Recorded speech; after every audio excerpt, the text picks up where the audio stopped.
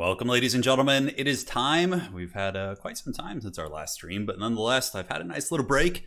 Got some miniature painting done, and now we're back in business. Time to do some Total War Warhammer streams.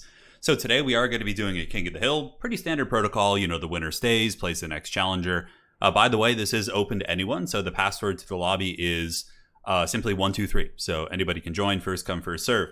How we are doing it today, though, it is going to be random faction, random lord. So every single player, including the King of the Hill, is going to be getting a random faction and a random lord. So we'll be rolling that all together, and it should be a good time.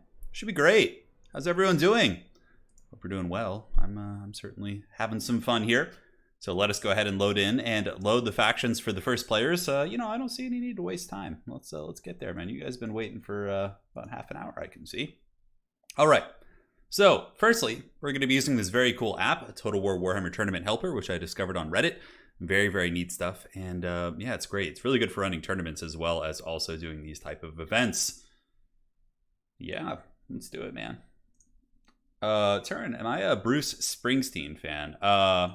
Yeah, I like a couple songs. Like, I can't say I'm like a true fan that I know a lot of his music, but, you know, there's a couple songs I like. My stepdad is actually from New Jersey, so, you know, I was introduced to Springsteen at a relatively young age there. Yes, the randomization is here. Summon the Wheel of Doom! All right, so we're going to go and roll the faction. All right, so this is for Professor Pone. Let's see what he gets. It's a pretty cool app here. So he gets Vampire Coast with Araness Assault Spite, facing off against... What shall we get? What shall the wheel determine? Archaon and the Warriors of Chaos. Okay, that should be quite interesting indeed. Let's go ahead and get into lobby here. So Pone gets Aranessa with Coast. Chosen One definitely has a big advantage here. Chosen One with Archie and Chaos. Good luck, have fun. We're on Troll Country too. Relatively small map. Aranessa is not terrible against Archaon. I mean, at least she has anti-large, can snare him in place. There are some applications of Aranessa. Yeah. That's not the prettiest matchup, though, for sure. But, I mean, Chaos, I think, is already favored against Coast, especially someone like Chosen One who plays in tournaments and is very knowledgeable of the meta. But Pone could just do something completely wild. Like, just out of left field, just balls deep crazy, and you never know. It's the wild Pone, man. Yes, it is good to be back.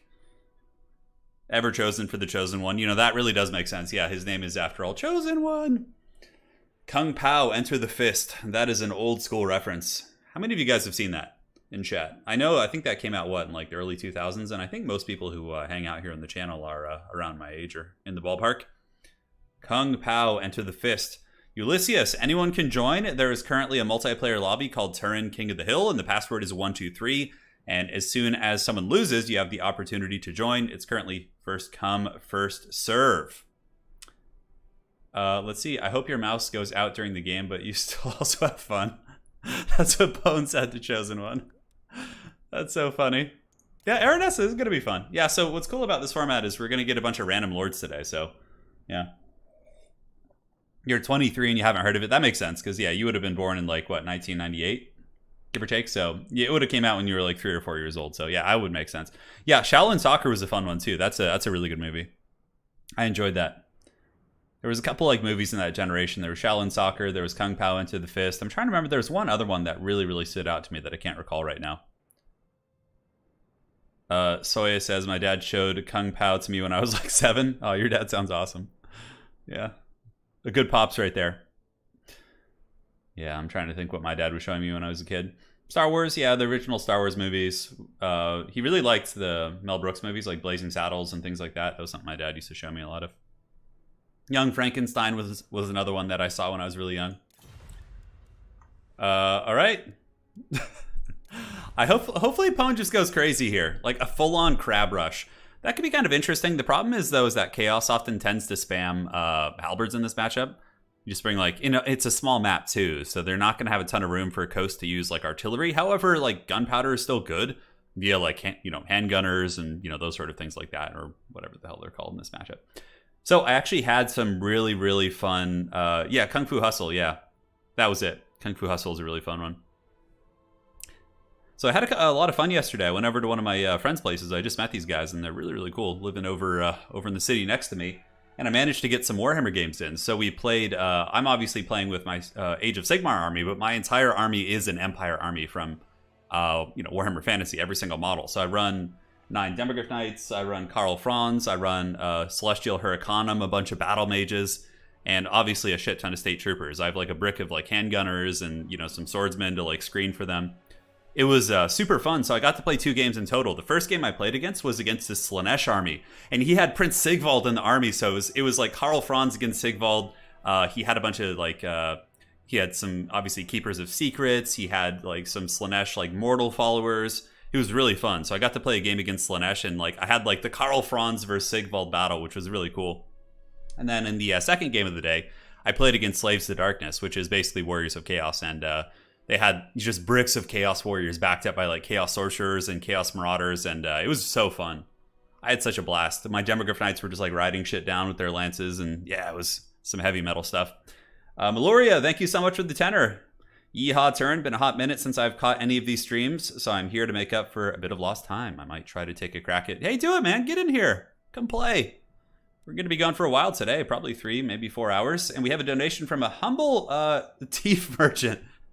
A humble teeth merchant. Oh my god, I love that. That's great. Thank you so much for the 50. I don't see a message, but thank you, teeth merchant. May you collect many teeth in your adventures through the Badlands. Yeah, thank you so much. Oh, hold on. I got to turn that on. There we go. Okay. Notifications are now appearing.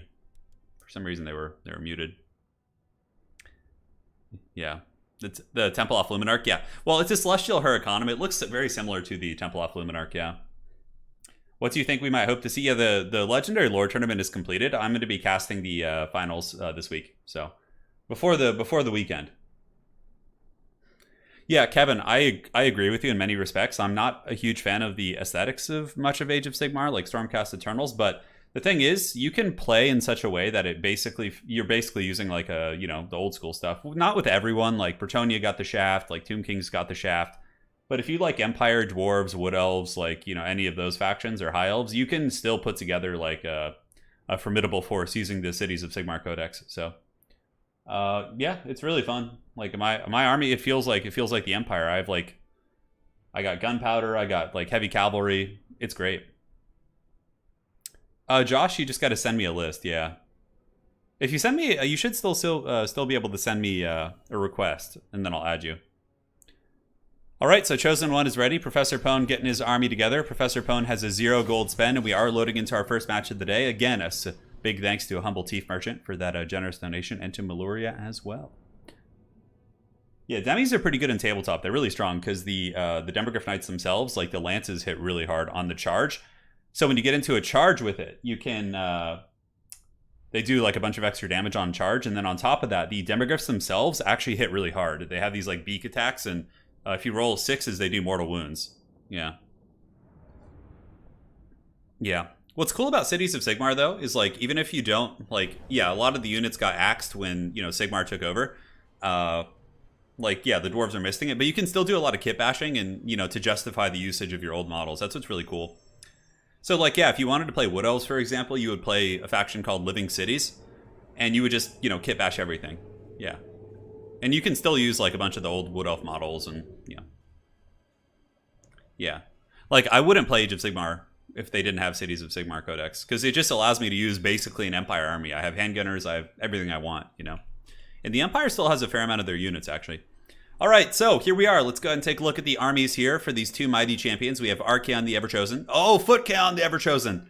It's kind of cool. Check this shit out. So Footchaon the Everchosen here is maybe a little bit of a flex/tech piece against Aranessa's Assault Spite because he is on foot. So Aranessa's giant Pole of Doom, which does have anti-large, isn't going to be effective. And of course, Foot Archaon will absolutely dominate Aranessa in combat. Front battle line's got to be Marauder Horsemen. We got 4 of those bad boys to deal with Gunbat Spam. Gunbat Spam, made popular by the Great Anticity, of course, is very, very functional. So bringing the Marauder Horsemen to fight it is good. We got a couple Chaos Trolls backed up by Chaos Marauders and then Halberd Spam, it looks like. So yeah, 2 Halberds, Mirror Guard on the flanks. And what the hell is this? A wild-ass Chaos Giant? Oh my god. Look at this. Look at this. So yeah, somebody in chat saying you can't even play Glade Guard using the COS Codex. Yeah, but they have a ton of archers in the Codex, right? So you have the Sisters of the Watch, you have Crossbowmen. I believe there's Shadow Warriors are also in the Codex. So what you do is you just use your Glade Guard models and pick whichever one of those 3 you want to be, and it's totally fine. That's like the cool thing about the Codex is it's like a toolkit. I'm obviously more excited for Old World to come back, but you can pretty much proxy anything for anything as long as it's like similar, and you can even do a little bit of kit bashing to make it more similar if you want to. Like, I played a guy yesterday, his entire army was all Wood Elves from Warhammer Fantasy, but they were just like, you know, representing different things in the Codex or, you know, things that did exist. Anyways, cool army for sure. Very wild. I mean, the Giant pick is very, very unusual. Chaos Giants exist to get mowed down, that's true. For Professor Pone, we got zombies in the front. What I really like about his front line is you see how he staggered. Pone put 1 here, 1 here, and 1 here. He's essentially, yeah, it doesn't feel the same. I agree with you 100%. I'm not like defending it outright, but it's certainly, you know, you can still have some fun with it. So, yeah, you got zombie-powered deckhand mobs. They're staggered to avoid the burning head. We do also have deck gunners and a cannon. Double depth guard, which is kind of an interesting tech because depth guard performs super well against like Chaos Marauder infantry. Should be able to cut through at least 3 of those units on their own without any, you know, interference. But we do also have a Vampire Fleet Captain with the Crab Summons, Tide Call, and Kraken's Call, and Aranessa with her anti-large. Aranessa could be useful, you know, locking down the giant with the Spearfisher's Net, shooting it with your guns. Could be very, very good indeed. So, looking over here, we do have Scurvy Dogs. So we got 2 of the Scurvy Dogs hiding in ye old bushes, and that's a really good play by Pone. It's going to look like this is a free flank that can easily be compromised, so if Pone's micro is good, he can pop the Scurvy Dogs out and catch these Marauder Horsemen. Now, the frontline fighting is underway, Trolls piling in, and some of them are getting shot by Deck Gunners. Chaos Trolls will be good against Depth Guard if they can just kind of fight mono-e-mono, and look at this, Chosen One's trying to get through, but Aranessa moving into the pole. Her anti-large should be able to kill a troll per attack, and now the Depth Guard are moving in, and oh, that's such a cool combo too. Oh, Pone didn't bring it. Aranessa has an item which grants anti-large, so the Depth Guard here could actually be getting an anti-large bonus if Aranessa had brought that item, but alas, they did not. So 1 troll is broken, burning head in the back, that's going to be a beauty right there, and there's no sense in trying to dodge it with like Vampire Coast and these different factions. Oh my god, that actually like lagged the game a little bit, but the burning head does go through and roasts the halberds. I mean, that's so brutal. At the very least, though, the cannon is online, but Pone's backline certainly is going to be in a little bit of trouble. Now, Scurvy Dogs did ambush the Marauder Horsemen, got some okay damage, but now Chosen One has overextended them. He's pulled them back into the open field, at which point he can either surround them or just skirmish them to pieces. At the very least, though, it is keeping them occupied, and the front line is actually going pretty okay for Coast. Some of the zombies are wearing down, but of course the Chaos Trolls are getting massacred. But here the Chaos Giant actually finding a happy little home. He's able to get in there against the Depth Guard, and these Depth Guard are fighting, you know, armor-piercing halberds. Depth Guard are pretty terrible against armor in general, unless they are the halberd variant themselves, and you can see they're just having a terrible time. So the Depth Guard should be gone in a minute. The Chaos Giant, for once in his pitiful life here, is getting his value back here. And on the flank, we got Deckhand mobs fighting Mirror Guard. I think it's only a matter of time. I mean, unless there's some big blunder, like if Professor Pone's able to get his Goon Squad here and kill Archaon, I think that could give the Vampire Coast a way to win this. But, you know, it might actually happen. Look at this. Archaon is surrounded by the Vampire Fleet Captain and the Captain of the Deep. So we do have 2 casters here with a shit ton of spells from Professor Pone. But, I mean, if Archie can pay the Troll Soul, oh, that's going to be a big burning head. Ouch. That's going to go through everything right there. Hits the zombies, hits the Depth Guard. And it looks like it was overcasted as well. So burning head is so damn good here in this matchup. Archaon the Everchosen, he's given some damage back against the Vampire Fleet Captain, but Aranessa moving in to get the caster. And I think this is one element that's kind of keeping Professor Pone in the game, because I feel like he's losing on almost every flank. His backfield's compromised, he's going to be losing his cannon back here, but if Archaon can get crab slapped, yeah, he's trying to get away. Does Professor Pone have the net, or will the Chosen One be able to continue his dominance of the mobile engagements in the flanks? Look at this nice little crab summon here to kind of muck things up a little bit. Aranessa going apeshit back here as well. Aranessa is able to catch that Chaos Sorcerer of Death, and it looks like he might be done for. 600 HP. No, he's going to get away. Chosen One, of course, a very savvy tournament veteran here, could indeed be using some Marauder Horsemen just to screen that out. But Archaon, he's not as swift, I don't think. Yeah, he's got 33 speed. I suppose the Sorcerer isn't fast either, but Archaon is pretty close to breaking. The taunt is active, the crabs are getting them slaps in, but the big giant's coming into peel, and Chaos Giant, you know, that's actually really interesting. I wonder if Chosen One brought it as a meme or as a tech piece against, like, you know, these type of monsters, right? Because Vampire Fleet Crabos are not going to have a good time fighting giants, and Aranessa is able to break the Lord of the End Times. Look at that, Spearfisher's Net is active. Pone does get the net, 655 HP. However, there is no attack order on Archaon right now. It looks like everybody else is piling in to try and finish off the giant. But look how dirty the giant is doing this crab character. Oh my god, that Vampire Fleet Captain is just getting smashed by the giant. Archaon does get hit again. He's down to 574, takes a little bit of HP damage. But overall, I think that Chosen One has won the game. I just don't see any way for Pone Dog to come back. If he had killed Archaon and maybe been able to mitigate the effectiveness of the giant there in the 4th quarter of the game, maybe.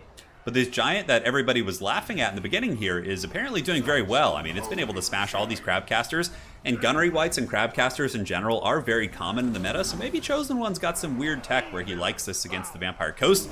Aranus Assault Spite has done pretty well. I'm actually pretty impressed. She had a pretty decent little performance there. Going to be going in to fight the giant, but the giant of the Chaos Gods will be dropping one last blow to crush the pirate, the mighty Sartosan.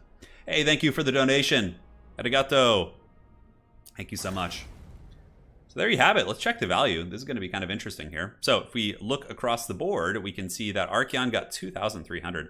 The giant, though, look at this. Oh my god. 2,600 value on that giant. The Chaos Trolls kind of got, dumped on a little bit. And, the Warriors and Halberds are going to perform as they perform. But yeah, that giant was actually a really, really serious unsung hero here. Because Bone did a really good job in the hero fight. Araness and the Crabs are able to kind of bully Archaon a little bit. Depth Guard were cool too. But then when they started to have to fight that giant, became a little bit problematic, and the Burning Heads were very devastating in the backfield. But yeah, it was a really fun match. Well played to both these champions. Now we'll be moving on to the next one, so we will update these scorecards. So it's first come, first serve. The password is 123. We have the heir of an Aryan in here. Oh my god.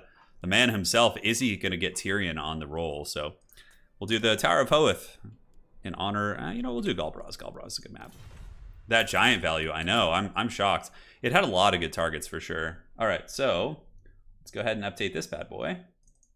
All right, one here. And then we have Chosen One. All right.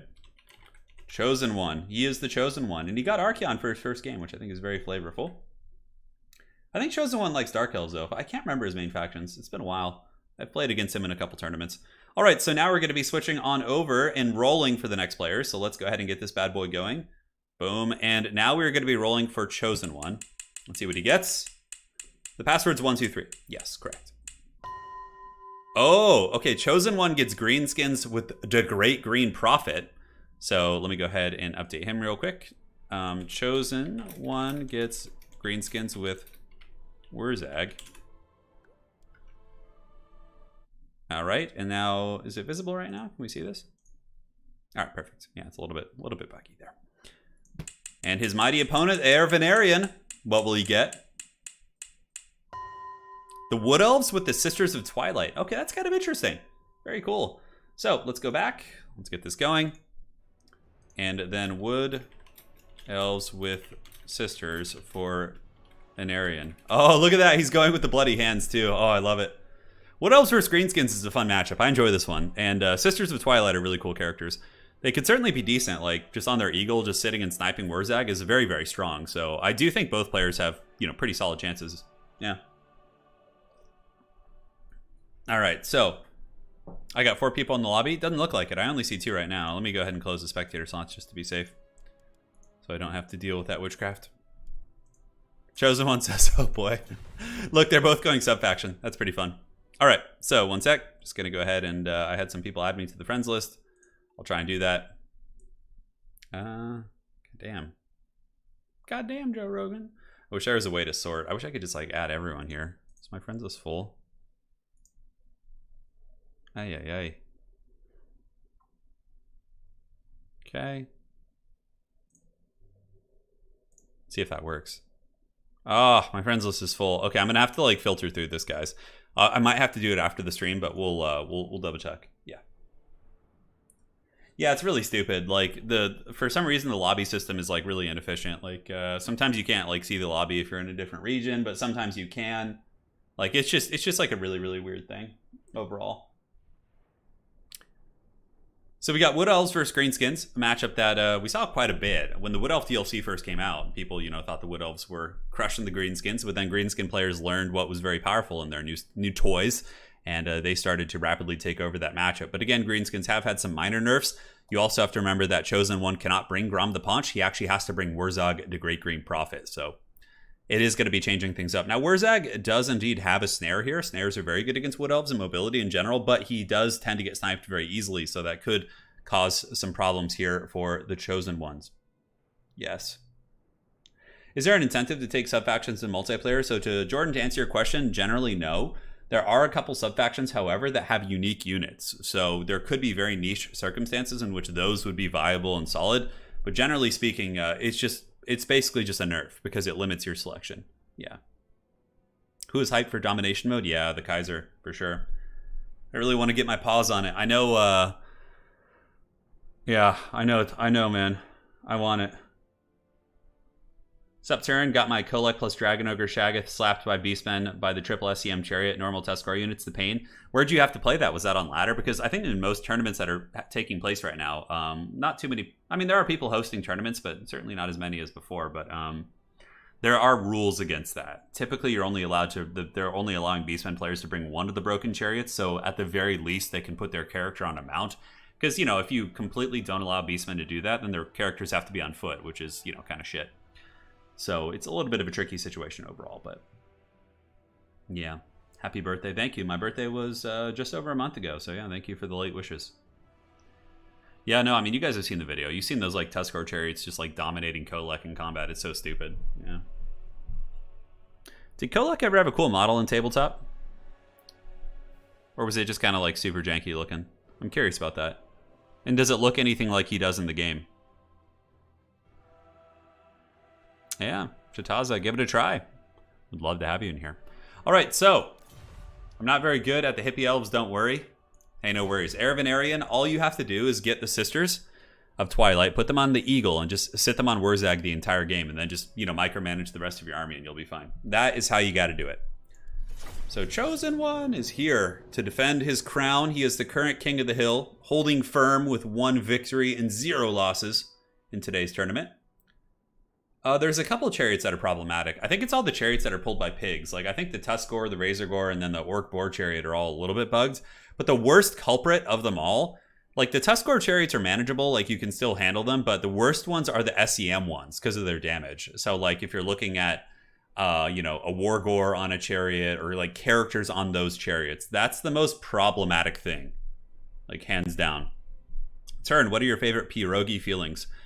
Mariusz, Chesht, Yakshemash, my friend. To answer your question, my favorite is the meat fillings. Like, I like meat pierogi. Yeah.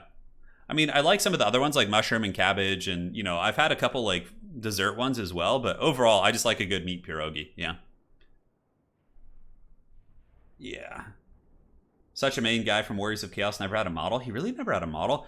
I would imagine that he probably had rules, and what people did is they just got a Dragon Ogre Shaggoth model and would, like, kit bash it into, like, a, you know, a special type thing. Yeah. Yeah, the current Dragon Ogre Shaggoth models are pretty god-awful, yeah. Well, the ones that, you know, were there when Warhammer Fantasy ended, which you can still buy because Shaggoths are actually a unit in the current Beasts of Chaos army, which is pretty hilarious. Beasts of Chaos are just, like, just the ultimate meme. I think it's kind of like, it should be a constant thing. Like, something feels wrong to me now that Beastmen are good, you know? Like, I feel like Beastmen should just always suck, and it should just be kept that way as a joke, you know? Like, we trained him wrong, as a joke. I think that's so funny. So, Chosen One is ready. I'm going to go fill my water mug here, and we'll carry on in our glorious adventure today. Thank you all for joining. Hey, Lola. How's it going? Yes.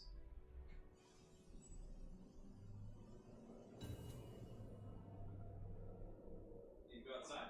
All right.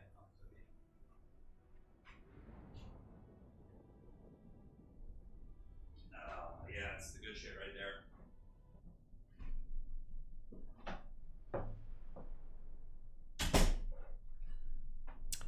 So we got Lich109 saying that's what people would do. They would just convert Kolek models from Shaggoths. Yeah, makes sense. A little bit disappointing because, man, he could have such a goddamn cool model.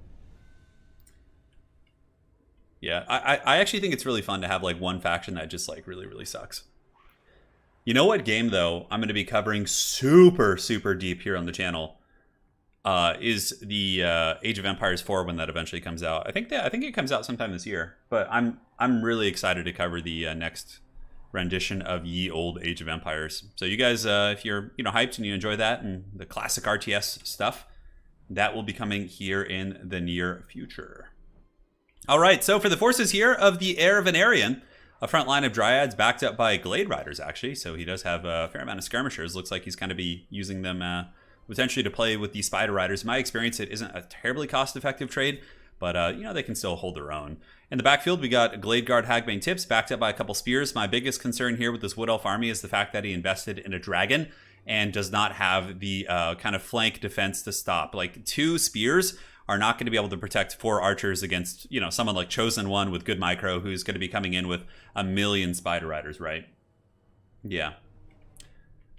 So that's that. Sisters, he's got double Branch Wraith. This one has some Shadow Magic, and this one has the Life Magic. That's kind of funny. He brought... So typically you would just want to take like Earthblood and then like Pendulum on the other one. You don't need all those spells.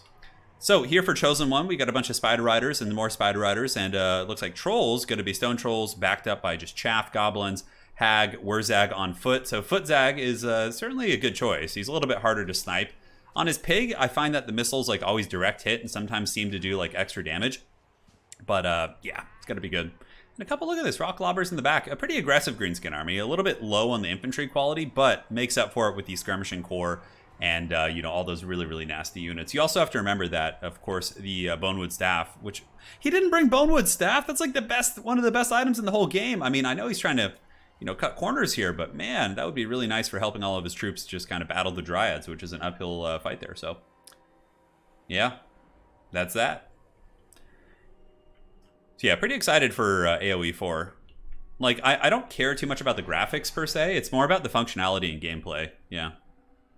Vladimir Shevchenko, welcome to the stream. Hopefully you had fun watching some campaign. Now you are here to watch the most dangerous game, the player-on-player action. All right, so I think that the Greenskin army certainly has a little bit of an edge in terms of overall composition. Not that it's not winnable. The Dragon could do some really nasty gooning, and breath attacks, of course, are quite good. But stopping that many Spider Riders with just 2 spears in the backfield. I mean, the thing is, the Aravanarian could also use his Glade Riders in melee. I mean, they're not pushovers in that respect. They do have 28, 24, 27 for their combat stats, which is enough to fight a Spider Rider. But yeah, we'll see. We'll see how efficient he can be with that. So it looks like the battle will be underway soon. I'm not very good at this hippie elves. Don't worry, says the Aravanarian. Chosen One says he is ready to go. So how do you use Cav without the charge bug now? You know, John, Cav aren't as bad as like some videos have made them out to be. Which, you know, they're bad in a very niche circumstance. Like if you charge heavy cavalry into great weapon infantry with high mass, it's like Black Orcs, Bestigors, you're going to get massacred pretty badly. However, if you're using them against like, you know, chaff infantry, you know, collapsing formations, flanks, hitting backline, cav engagements, they're still totally functional. So, you know, a lot of people, you know, just assume that they're completely useless, which they're not. I mean, because cavalry was like this the entire previous patch.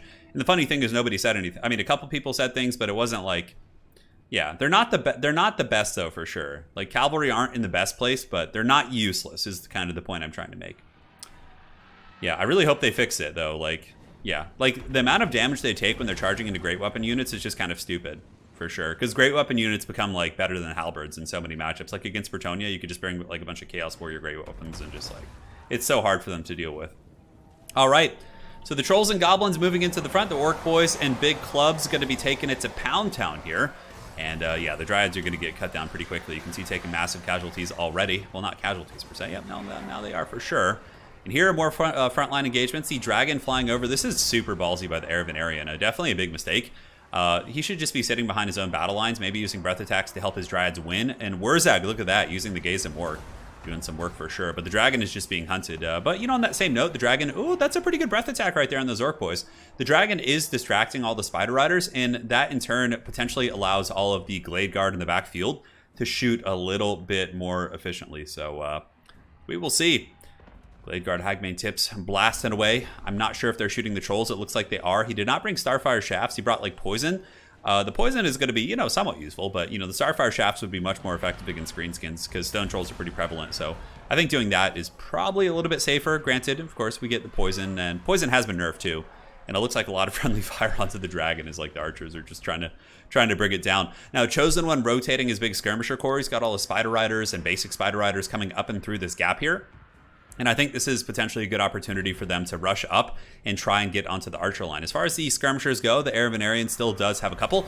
He's got his Glade Guard here, mostly functional, mostly shooting. And the Dragon is kind of taking the whole game on the back here, just trying to hold, but it's being beaten down by a giant sack of meat. Spider Riders are going to be moving in, but I don't know, maybe the Dragon can work some witchcraft here. Nice little awakening to the wood in the backfield is able to tickle the pickle of those Spider Riders. And the Hag is taking quite a bit of damage from the Dragon, who of course does not do fire damage, but still, you know, it hits hard. But overall, I think that the Chosen One getting the very expensive Sisters of Twilight here is going to be incredibly problematic for the forces of the Wood Elves. And honestly, looking at the kind of scope and, you know, battlefield placement, it doesn't look that bad. I mean, the stone trolls back here are breaking. The archers are still all online and functional. I think if the sisters had been used a little bit more cautiously, just juked this ammunition, the greenskins don't really have that much outside of a couple haggard skirmishers and some beat up goblins and orc boys right now. So sending in the dragon, I think, was a big mistake. That probably will cost them the game.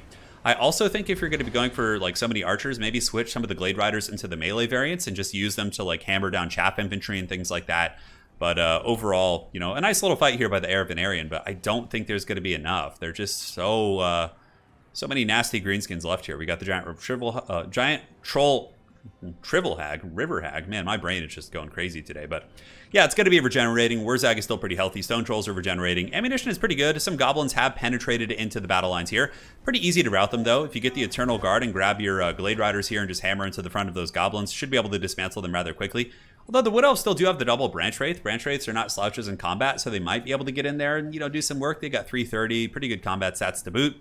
And the Wood Elves are, you know, in some ways being allowed to use all of their ammunition. But, man, yeah, the Greenskins are just, I think, eventually going to overwhelm and swarm them. Chosen One being very, very cautious here in the backfield, using a little bit of a Brain Buster at the maximum distance, knowing that probably one of the only ways Chosen One could throw this game at this point would be by having Wurzag just get karate chopped by a bunch of missiles or something. But overall, cautious play with Wurzag is always pretty prudent. He's very, very squishy. Only 3,000 HP. He has like no armor, a little bit of physical resist, of course, being a Savage Orc, but you know he can definitely get taken down very quickly. So the goblins in the backfield are broken, but ammunition being used on goblins is pretty nice for sure for the Greenskin player. They have silver shields, highly expendable, 300 gold. So any of the very precious Wood Elf ammo on their archers is going to be happily used, at least in terms of the Greenskins' perception, on the goblins. So looking around, Gabo Spider Riders just kind of circling, their ammunition pool running a little bit low. The Rock Lobbers themselves are also at about half, but they are generating okay value. I think the Rock Lobbers this game have been shooting mostly into the Skirmish Cavalry. I don't see too many ways for them to have taken damage, although I did see one Boulder land here, 0 for 2 on those particular shots, as they continue to try and bombard the Glade Guard with the Hag Bane tips. So out and around the flanks, we got the Goblin Wolf Riders. Man, that is a shit ton of goblins. Oh, look at that. We got 42 here, 41 here. I mean, most of them are pretty much full fighting capacity. The Wood Elves are, you know, holding valiantly despite losing their Dragon Lord. Just imagine if the Wood Elf player had brought in Eagle character and then, like, spent money on other elements and had switched to Starfire Shafts. That would have been very, very nice for killing those trolls early on.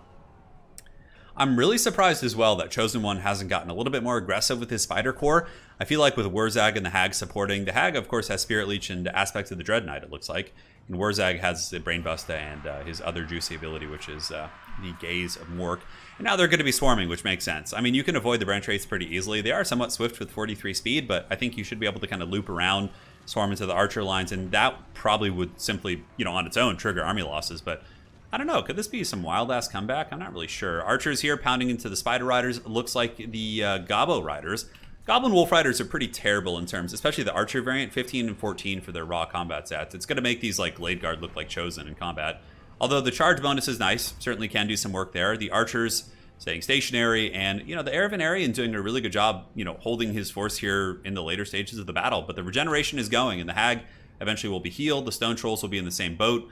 Glade Guard ammunition here at about 40%. These ones at about 25%. Here we got 10 or so. And here the Forest Goblin Spider Riders are broken, potentially shattered as well as they go to negative leadership, negative 27, negative 10. All is good in the world. So fun battle. This turned into a real nice scrap. And Skirmishers are about to run out of ammunition here for the Chosen One. But as Trebuchets in the backfield, we do have what appears to be 5 shots left on this one, 4 and 3 here. I'm curious to see if they accrue their value, and some spears perhaps overextending a little bit. Heir of Venarian might want to pull those back and have those defend his battle lines. I think the one thing that Chosen One is a little bit afraid of is going to be the double Branch Wraith. I mean, that's a pretty good little beat squad. Those Branch Wraiths will hit quite hard and are, you know, somewhat tanky. I mean, they do have, you know, 60 armor, plus on top of that, they have physical resist of, I think, 20% or something. Yeah, 20%. And I don't know about the Winds of Magic situation, but if I were him, I would probably just be saving Winds of Magic for Earthbloods on the Branch Wraiths, just to try and really get them going here. So Rock Lobber's about to run out of ammo here, so too are all the Greenskin Skirmishers, and right now they're going to be descending on these overextended spears, which is quite smart. Spears might be able to drag a couple of goblins down with them, but it looks like the sheer numbers of goblins and the overextension of these Eternal Guard is probably going to be enough to kind of seal the deal here, so we'll see how this unfolds. Yes, Pharaoh of War, it is first come, first serve. There is no list today. Been a little bit lazy about running lists, but, you know, I think it's fun. First come, first serve, you know, we get everyone gets an equal chance, more or less. So here comes more shots going after Wurzag to Great Green Prophet, thinking about getting in there. It looks like he does juke most of those shots. Here we do have Stone Trolls as well as Forest Goblin Spider Riders. It mainly looks like the Greenskin Army right now is going for a big surround, which is smart. I mean, if they trickle in, it gives the branch rates the opportunity to outvalue and potentially pull ahead here, but by enveloping the army, you probably are going to get a mass break on many of these units. Yeah, the branch rates, you know, they should all be stacked on top of each other, really, but these poor archers about to be sent to their to Ariel, I suppose, or whatever they believe in. Yeah, this is going to be a rough one for them as the spiders swarm, and the archers are going to be absolutely massacred on contact by those spiders. That's a pretty rough one there for those archers. What a crappy way to go, huh? Yeah. And the branch rates, though, doing the work of the woods as they get in there with an Earthblood. They beat down the trolls. The trolls are, of course, shaken and stirred. And there are also some Eternal Guard here. It looks like maybe an Earthblood going down or something. Yeah, Shield of Thorns. That's pretty cool. FG of the Get from Wurzag, applying a little bit of damage and also snaring that branch wraith in place. I think Wurzag is trying to do the best he can to stay out of combat while also being helpful. And here comes the giant river troll hag, looking like she's going to want to move that giant sack of meat in here and start beating down some of the branch rates, which, of course, she hits hard. She's got some serious stopping power, especially with the WoW active. Look at that, 450. Jeez, it's like a legendary lord. But at that point, the Heir of Venarian does withdraw, knowing the game is indeed over. And that is it. King Adizal, thank you so much. Appreciate the $2 donation that I did miss during the course of the game. So honestly, Heir of Venarian played a great game. It was just, you know, you need to cut down your magic on your branch rates. Just bring like the two most efficient spells, like Earthblood, you know, if you want Shield of Thorns, and then like one more spell tops. I wouldn't go with 6 spells. Also, as well as like maybe just like bringing the either be more conservative with the dragon and use all of the ammo on your sisters and then fight later, or just put her on an eagle and get more defensive elements to support your missile line. But it was a fun game. Well played to both players. And yeah, Wurzag survived, man. He got in there. The WoW continues. All right. So Chosen One is going to be facing off against Bowie here. Bowie here looking like he wants to play Ye Old Coast, but little does he know it is random. And so too will his lord. All right, GG, well played. That was a fun match. Now we can go on over and roll for the players. So let's go ahead and roll the faction. Here we go. Here we go again. Marcus Wolfheart for the Chosen One and the Empire. So Marcus against... Should be an interesting one. Let's see what we get. You actually did pretty good, Eric. So Marcus against Draco. Ooh, that's actually a fun one. I like this. This is cool. All right. So Marcus for Chosen, Draco for Bowie. This is definitely an Empire favored matchup. But you know, Marcus is pretty good here, I guess. He's not like Volkmar though, because the thing is now Bowie can do like an all-in rush. Like, and he doesn't have to worry about Volkmar, which is really powerful. So like Draco becomes very effective. It kind of changes the dynamic of the matchup a little bit. So yeah. Pharaoh Vor, that's weird. You're on my friends list. I don't know why. Yeah. Hang on a sec, guys. Got to shut the back door. My brother's dog has invaded and is trying to steal my dog's food. Lola, you got to fight for your food. You got to repel the invaders. Come here, Lola. No, Lola. There you go.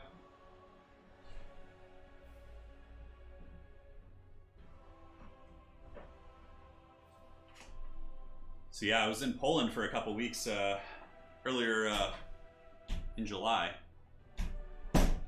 And when I was in Poland, my mom spoiled my dog because I left my dog with my mom to watch while I went to Poland to visit my wife and her family. And my mom spoiled her so bad, like cooked like homemade food for her. So when I got my dog back, she like refused to eat any of the regular dog food. So I've been having to like cook for her, which is pretty funny. So my brother's dog has found out that, you know, she's getting the good shit over here, whereas my brother's dog's just getting the kibbles next door. So he's trying to raid. Yeah. So we're going, man. Yeah, the password's 123 for anybody who wants to join. Correct. So Chosen One on the Hunts Marshals Expedition. So the meta for this matchup, guys, if you are an Empire player, is just State Troopers, Huntsmen, Knights of the Blazing Sun. That's like the most meta cookie cutter build you can use against Wood Elves, and it's very, very strong and very hard for Wood Elves to beat. However, typically you win every aspect of that matchup because Volkmar wins the front line for you. But now that there is no Volkmar, it's going to give the Wood Elves a little bit more of an opportunity to be aggressive in the front line, in my humble opinion here. So we'll see. We'll see how proficient Bowie is with the Wood Elves. A lot of ideas, a lot of tactics that can be executed here. But, you know, that's that. My dog always gets fat when my grandparents take care of it. Yeah, that's what happened. Yeah, my mom was like... my mom was like making like hamburger meat from like the health food store with like eggs and was like adding all these like dog treat things in it. And I was just like, oh my God. Because now I'm held to that same standard by my dog, which is fine. You know, and it's better for her anyways, right? I'm sure like just eating some, you know, healthy stuff or, you know. Do we have any mods in here that could drop a link to Discord? I've seen a couple people asking about it. If we could get that, that would be excellent. That would be excellent indeed. Dactor, the password is 123. All right, cool. Chosen one, currently 2 wins, facing off against Bowie. Let us see what he can do. Can he continue his streak? Find out here in the next episode. Andy, thank you so much. Really appreciate that. The hero as always. So for Bowie, what could I do? What could you do? I guess you could go Dryads backed by Dryka. Obviously, he's a pretty nice little front line. You get a bunch of Glade Guard Starfire Shafts, get like 4 of those. You know, to shoot like to, you know, counterfire with missile play. You could even go like 6 archers. You could go like Deepwood Scouts plus like 2 Deepwood Scouts plus 4 Starfire Shafts and Dryads and then just like a shit ton of spears. That might be an interesting style to play. Just like a slow push against the Empire, try and win the archer trade, try and win the front line with your Starfire Shaft support. No Dark Elf games yet. Nah, that's correct. We're just doing random rolls. So today the factions are essentially auto-generated. I know a lot of people have been asking for Warcraft streams as well, which we'll be doing one sometime in the next 2 or 3 days. I got the itch to play some games myself, so that's always a good time for that. Will Chosen One. Continued. The Hunts Marshal's Expedition has a pretty cool flag for sure. That'd actually be a pretty cool color scheme for the army. It looks like it's like a... Like if I were to use Citadel paints there, that looks kind of like Averland Sunset. Yeah. That paint scheme. No campaign units. Yeah, no. Andy says full Dryad rush probably. No Volkmar to run them over, so why not? Exactly. You know, I've actually... so I was playing in a tournament against a very solid Wood Elf player. I can't remember who it was. And they had the same assumption. They brought like a bunch of Dryads thinking they would kill my state troopers. So I actually brought triple Greatsword against Wood Elves, and it just like crushed the Wood Elf front line. Like the War Dancers and Dryads just got cut to pieces. Yeah, it was pretty wild. There's all sorts of weird tech you can do, but, you know, at the end of the day, there is a meta. So, for the forces of the Hunts Marshal's Expedition, it is an extremely meta build. We have 4 Huntsmen, Marcus Wolfhart, a bunch of State Troopers, 2 Knights of the Blazing Sun with 2 Empire Knights, and it looks like we got a Burning Headcaster and an Earthblood Caster. This is like as cookie cutter as you can possibly get. It's a very strong build, and you guys will most likely see why over the course of this game. So for the forces here, Bowie, we got a Dryad Rush in the front, backed up by some trees, actually. So we got Treekin, we got Dryka in the front with the Enfeebling Foe, or no, Pit of Shades and Enfeebling Foe. A bunch of Glade Riders, Lost Sylvan Knights, and some Wild Riders with Wild Hunters of Kurnus as well. So it's a good build. I actually like this. You just got to win those cab engagements, which is very possible. I mean, Knights of the Blazing Sun typically win most of those matchups, but, you know, the Wild Hunters of Kurnus plus the Lost Sylvan Knights can actually do very well against them in combat just because of how raw and powerful their stats are and all that sort of good stuff. So, a lot of fun options here. Let us see if Bowie can do it. He also brought a Glade Guard or a Glade Captain here who appears to be, I think, on a stag. Let's go ahead and double check. No, actually horseback. So, still has, you know, anti-large and armor piercing and melee. So, could be a helpful tool. Like, if you ride the Glade Captain with your cavalry, she can give them a nice little buff of melee defense. And, you know, it doesn't hurt in these very, very close fights. So there you have it. Let us know your predictions in chat. Do you guys think that the dreaded Greenskins will claim victory? Not Greenskins. That was last game. The Wood Elves or the Empire. Yes. One of my favorite matchups to play is Empire. I always feel like, you know, the Wood Elves are the ones who have to struggle to survive. Burning Head needs a... It doesn't need a damage nerf, but what they need to do to Burning Head is give it a longer cast time. Very similar to Fiery Convocation with, like... High Magic, how that takes like 5 years to cast, but if it hits you, it pretty much ends your world. I think Burning Head should be the same way. Like, they should just double its cast time, so players, even who are playing slower armies, have an opportunity for counterplay.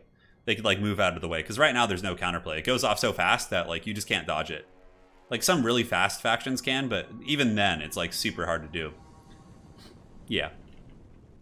Alright, so the Huntsmen stand ready, going to be unleashing into the Dryads. Looks like Marcus Wolfhart maybe shooting at Dryka here in the front. Draika will be very good. She's going to be able to drop Dryad summons on top of the Huntsman in the secondary line once she gets in there. And I really like the flanking engagements here by Bowie. He's got Wild Riders and Hunters up on the high ground with the Glade Captain. And here on this flank, he's got Glade Hunters or Glade Riders with Wild Hunters of Kurnus. Yeah, of course, pressuring here and the Lost Sylvan Knights. A very aggressive play by Bowie. He actually sneaks some cavalry in there. And look at that. Marcus actually using the Hunter Snare as the Wild Riders do hammer into the front, but then they're countercharged by Knights of the Blazing Sun. So far, pretty good engagements, but there's a Dryad summon in the backfield by Bowie, which should be able to push in against the Huntsman. But it seems like the Empire got all the better engagements in the cav fights. Like here, we have Knights of the Blazing Sun with spear support, getting a very dominant charge on the anti-large cavalry. More Wild Riders do charge in, but so far, I think that the micro from your boy Chosen One has just been a little bit more on point in terms of the cavalry engagements. The Lost Sylvan Knights do take a good fight, though, break down some Empire Knights and beat up some State Troopers, but overall, the Wood Elves have taken a ton of shock damage. Huntsmen, though, are being compromised by the Malevolent Dryads, and a Pit of Shades going down as well from Draika. But on all honesty, that Pit of Shades looks like it might do more damage to his own forces, although maybe it'll kill the Spearman. But yeah, look at that. Like, the Pit of Shades just like nuked 2 of his own units and put him behind on the Bounce of Power. So pretty unfortunate there. Good attempts by Bowie, though. He was trying to get the cavalry, but the targeting was just a little bit off, and he ended up paying the troll toll for it. This is potentially nice, though. Draika getting her claws here on the Jade Wizard, taking out the healing early on is certainly very impactful. And the Wood Elves are doing okay in the front. A couple Dryad units have taken out the Swordsman quite decisively. Lost Sylvan Knights fighting the good fight here, but I don't think there's any healing. There's no Branch Wraith or something. I think a Branch Wraith would have been a better second hero, simply because it could have brought Earthblood for Draika as well as the Lost Sylvan Knights. But very, very nice damage coming in. Very, very nice damage. And here the Lost Sylvan Knights are close to breaking, because though they are ethereal. Oh, man, but Marcus could be in some trouble. All right, Marcus is getting the tree slapped here. We do have the Glade Captain plus Draika here. Oh, Draika needs to go for this kill. Yep, she does. Draika goes up and around. Here we have a broken Jade Wizard, and this is a huge way to potentially get back in the game. I mean, just killing all these Empire characters is going to be pretty devastating for sure. Wild Hunters of Kurnus had a pretty nice charge against Huntsman there, but unfortunately they overcharge and do get crossfired. Oh, damn, that could have been a pretty nice grab. And the Wood Elves do have some Glade Riders rallying. Marcus Wolfhart getting continually spanked, but the Treekin are focused down by just sheer weight of fire from these Huntsmen. Even though they lack armor piercing, their anti-large bonus and just kind of consistent volume is probably going to be enough to really do some good devastating damage. But Marcus Wolfhart still getting slapped up pretty good. You have to remember Draika is going to have another summon soon. The Enfeebling Foe is active, and Marcus does try and get the Hunter Snare to allow him to escape.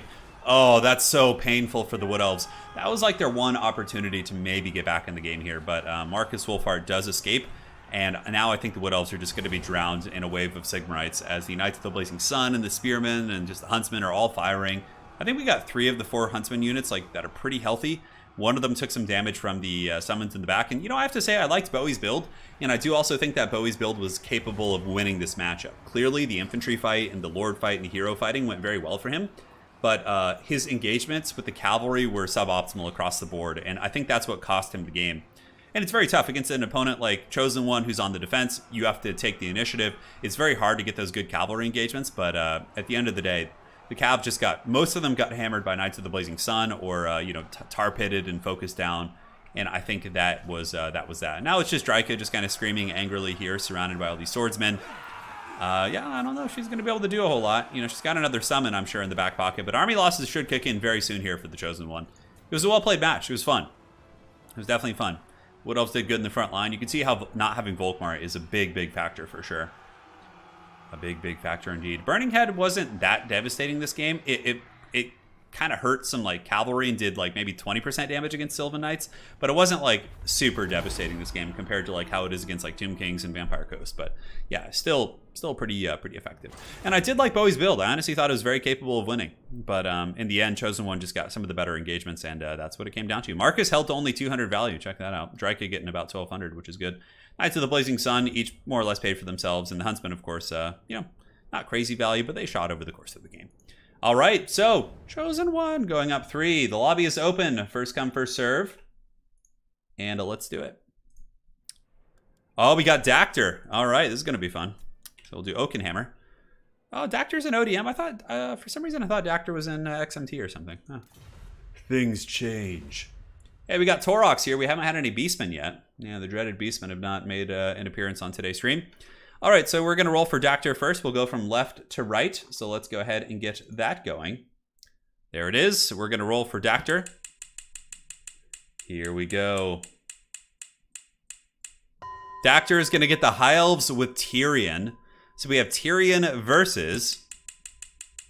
Oh, man, this is fun. I'm excited to see Tyrion in action.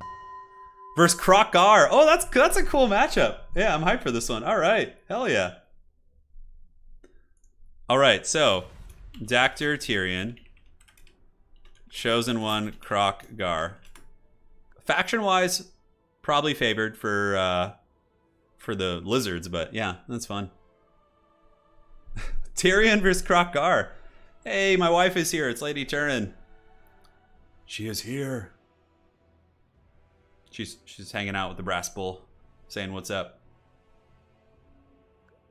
Roll for the map too. No, I don't want to put him through that much suffering because there are some maps in the pool that are pretty rough. Okay, interesting. Yeah, look, he's going with the Krocar sub faction. That's pretty fun. Tyrion's already on his faction essentially, but yeah. Yeah, Dryads should get wrecked by Burning Head. They're not super heavily armored. They're weak to fire. You know how it is. All right. What will Dactyr bring? Probably a bunch of bolt throwers. Maybe, 4 Sisters of Avalorn. I've seen that before. I've seen Falcon use that to pretty good effect. Tyrion against Krocar is an interesting one. Krocar and the Carnosaur probably could be quite problematic there, but if Krocar is on any other mount, I think Tyrion gets a huge edge in combat. And even on the Carnosaur, if Tyrion does get his rebirth, I think he could probably maybe win that fight with like Faint Riposte active and some of his different buffs. It's hard to say. Tyrion is a very scary duelist. Of course, the advantage Krocar has is that he can, he can be high mass. He can move through infantry, whereas like Tyrion gets stuck. I see Chosen One living up to his name. Certainly could be the case. Certainly could be the case indeed. All right, so Bolt Thrower, Sisters of Avalorn, monster spam. You can go double Arcane Phoenix and just go for like a full cheese squad. Double Arcane Phoenix with Tyrion and like, some sort of a heal, like Deathcaster or some shit. I don't know. There's a whole bunch of ways you can play this. Chameleon Skinks though are really good against like monsters, and that's a little bit of a problem for High Elves, is that the monsters kind of get wrecked by a lot of the poke that lizards have. They can like drag you through the mud pretty effectively. The last time I saw this matchup, it was Falcon against Flying Taco. We actually casted it on the channel. Falcon was barely able to win with his elves, but I think Flying Taco did forget a unit the entire game in the back, so it doesn't really give the best representation of that overall. He was meant to bring balance to the meta. Yeah, Krocar could go on foot. Footgar would be pretty formidable for sure. I think we'll either see Footgar or I think we'll see Krocar on like a Velociraptor. I don't think we're going to see Krocar on the Carnosaur. Yeah. I really don't. Dryads have 60 armor and 20% physical resist. Yeah, it's not like low armor, but it's kind of in that threshold, Alex, where like Burning Head is still pretty effective. Like once you get like up to like 80, 90, 100 armor, like Burning Head's damage really falls off in my experience. But also 60, like not super high armor in conjunction with the weakness to fire is pretty big, because adding a 22% multiplier onto that is pretty substantial. So clearly we need to see a straight up Chad versus Chad duel. Yeah, with all the infantry giving them space. That could be one way they settle this. They have their lords fight in the middle, and it's like in the beginning of Troy when they have Achilles versus Boagrius, the mighty champion, and they're just like, all right, let's spare our men and just have our big alpha dudes fight, and that settles that. Do the dwarves even have any polearms in lore? I don't think they do, which is really weird. You'd think a faction that is like kind of like a little bit impaired as it pertains to reach would have that, but I think maybe like they suppose their guns and crossbows and artillery can handle that. But like imagine how scary dwarves would be as a faction if they had halberds. Like if you had longbeards with halberds just like sitting there, holy shit, like immune to psychology, like super crazy leadership, like defending their lines, that would be an absolute nightmare. That would be an absolute nightmare. Reach weapons are for the cowardly algae. Yeah, they like to get close, huh? Yeah, they like to get close. Hey, Contende, how's it going? Yeah, you should get in here. It's random, though, so you won't be able to get your beloved beastmen quite as easily. You got some decent chances.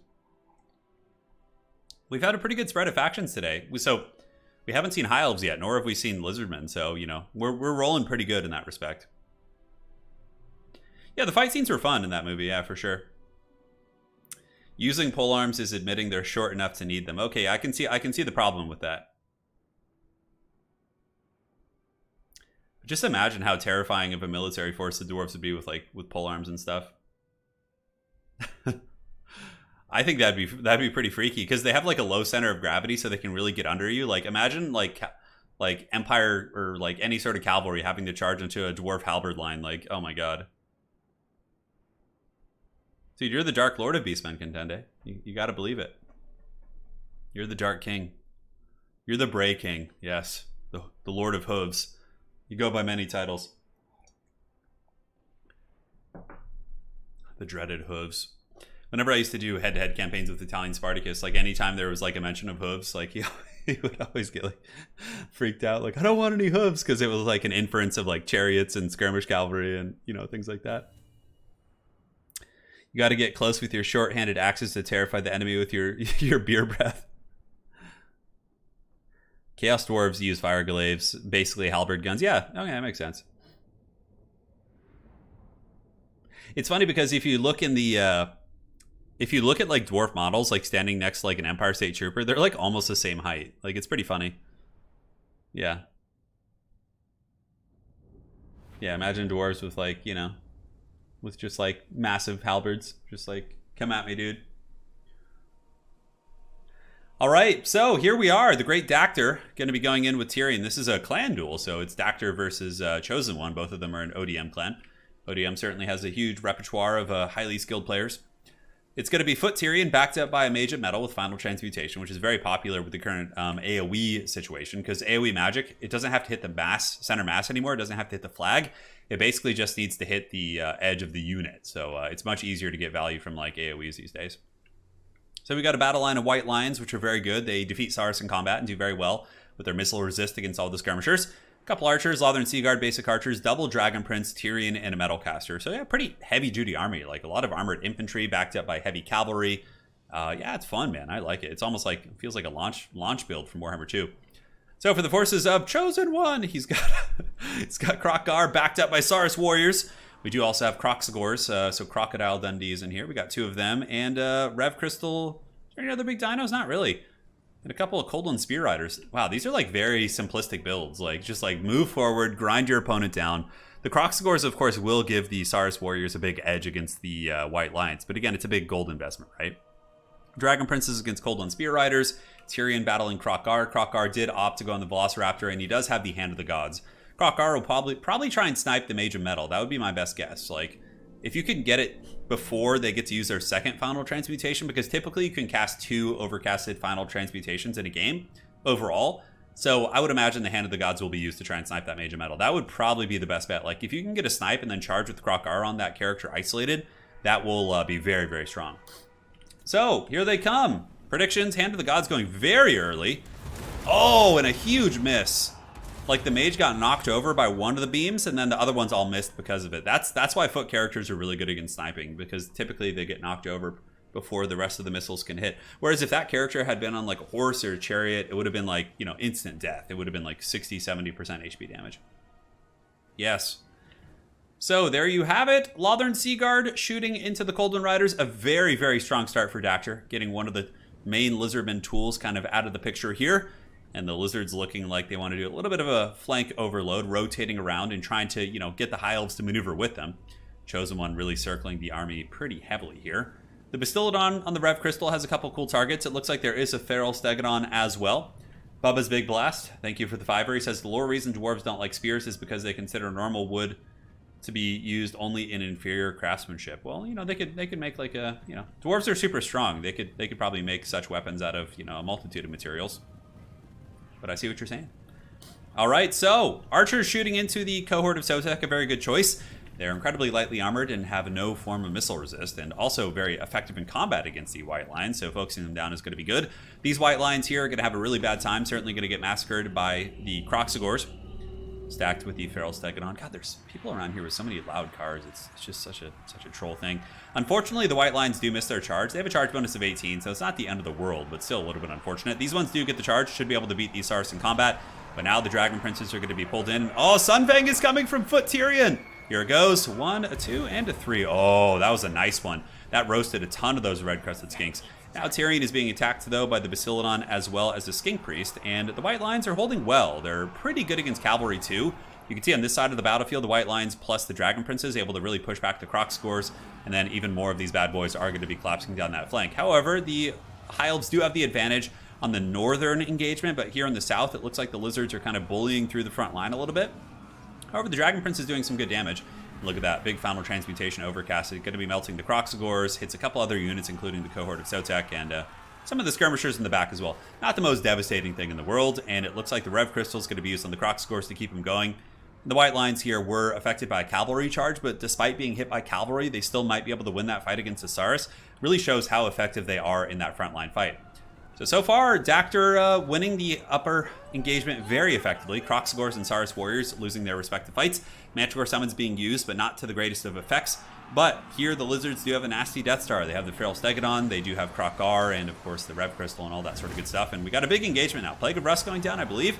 Yeah, Plague of Rust, really nice synergy with the Dragon Princes, but a Flock of Doom response will be helpful, more so against the Sea Guard. We'll do some okay damage against the Princes, but overall the Princes are putting some serious hurt on the Cold and Spear Riders. But on that same note, there is a big flank engagement coming in. We do have the rear charge from the main Lizardman force, and Tyrion on foot, not quite able to keep up. You can see him doing a jumping anime attack there and shanking one of the Saurus warriors with shields. And the Dragon Princes might be able to get away kind of unscathed. And honestly, if they could just chase down these enemy cavalry and just like leave them to fight Lothern Sea Guard in a blob, I think that's going to be quite strong. Currently, it looks like the High Elves are a little bit ahead on the Bounce Fire. This could be the end of our King Chosen One, but still a very, very close fight. And Krocar is healthy. There's a lot of play to be had in this match. But overall, it looks like the High Elves do have a lot of stopping power left on the battlefield via 1, 2, oh, look at that, 69 models. I don't know what it is about that, but yeah, 3 units of white lines, all of whom are very, very healthy. A healthy unit of spears, Lothern Sea Guard, and the Lizard army seems a little bit more tattered overall. But again, they have the mobility, they have the monsters, so the monsters can do some great work with terror routes. Tyrion is also on foot, so his like overall battlefield presence isn't going to be quite as substantial. And this is a really, really nice catch by Chosen One. Basically getting a Stegodon just to bully this Mage of Metal. I mean, that is a really, really nice engagement. Because we've only seen one spellcast, right? One final transmutation here. And shutting down this second one is quite huge, especially considering you have a bunch of monsters that are going to be wanting to fight in a blob together. So the Mage of Metal getting absolutely shreked, sent back to the swamp by that Feral Stegodon. And here, White Lions, you know, the last of them fighting. We do have 17 models, so they're doing a little bit of punch before they go. The High Elves are going to be, you know, forming kind of a Death Star of their own here, I would imagine. Probably Tyrion and just a shit ton of these white lines of Krace. Archers ripping some shots, Lothern Sea Guard, you know, not too many good targets. The Red Crested Skinks are a good target, but aside from that, the Lothern Sea Guard plus the, you know, the other ones don't really have much armor piercing, so it's going to be a little bit problematic. But this is, you know, good for the High Elves. They got a bunch of spears holding back monsters. You know, even if it's 1 HP, they're poking away at a time. That still is substantial. And if only Tyrion had been on a horse.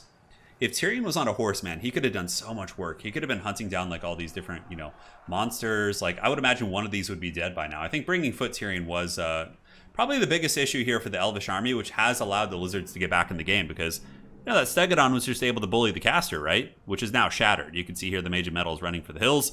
Only one final transmutation was used, so very, very problematic indeed. But killing the Kroxigors is 100% the priority because white lines will have favorable trades versus everything else except the Kroxigors, so you just kind of drag those bad boys down with your weight of fire. And it seems to be working. I mean, the Kroxigors, you know, despite their 100 armor and a little bit of missile resist they're rocking with their scaly skin. Oh, really nice Flock of Doom. That hit pretty much everything here. So the white lines of Krace moving in. You know, a little bit of damage on the charge. The Kroxigors down to about 200 HP, and they do get broken. And now it looks like the Skink Priest is going to move in as well. Better be careful. Skink Priest could get surrounded and potentially punished pretty badly. And here comes the 2 Feral Stegos, the other anti-infantry tool, which are very, very much a problem here. Tyrion needs to make sure to stay like in the middle of his archers here and just kind of fight, and killing the Stegodon is more important. Stegodons have a ton of stopping power compared to Bastiladons. The Bastiladon's 250, Stegodon's 420, and they certainly blazing it up here, but yeah, you gotta drag those bad boys down. This has been a really good game for sure. These guys are very evenly matched. Dactyr coming out to a pretty early lead, but in the end it looks like the Lizards are, you know, clawing their way back in. Feral Stegodon's leadership is pretty close to breaking. Archers ripping a couple shots there. 0 leadership, it's rampaging. It was at -14 for a second, but the Elves couldn't quite finish it. Tyrion able to drag down the Saurus warriors with the support of the white lines of Krace. Krocar jumping in there, and look at that. The beast is broken. Oh, what he needs to do right now, Dactyr needs to grab these Dragon Princes and chase the hell out of that thing. Like, if this thing is allowed to come back, that is a huge problem. But if Dactyr can get his Dragon Princes and chase down the Feral Stegodon here, that's going to potentially be a GG, right? Like, getting that thing off the battlefield is huge. Because Foot Tyrion still has his rebirth. You know, that's going to be a big problem for the Lizards to deal with as well. White Lines of Grace do pile in with their axes, and you can see in sustained combat, they actually do some really good damage against the big monster. HP dropping quite rapidly. Unfortunately, he does allow the Feral Stegodon to come back in here, and it looks like a second Manticore summon coming in the fourth quarter here for Chosen One. Very good timing on that, but look at this. Foot Tyrion giving the dirty business here to Krocar. Krocar is getting dominated in combat here and being sent back to the pits from whence he came. Sunfang going down does clip the edge of those Saurus warriors and potentially break them. Manticore summon going after Tyrion, but going to be a little bit trapped up here. But man, Tyrion has done some great work against Crocky Balboa. -7, Krocar is broken. The Air Venarian moving in to do battle here with the Feral Stegodon. He will take some damage, and he does get punted back across the formation, which is, you know, it's lore friendly. That probably would happen if you charged a Stegodon, right? But here comes the Air Venarian once again, looking to turn and fight the Manticore, maybe just occupy its attention. While the White Lines continue to grind down these forces, we have one unit of White Lines here chasing, and some cavalry coming back as well for Chosen One. But the balance of power is looking pretty good for the Elves. I think it's gonna, as soon as that Manticore disappears, it's gonna really, really become Elvish favored. I simply don't think Tyrion can be killed.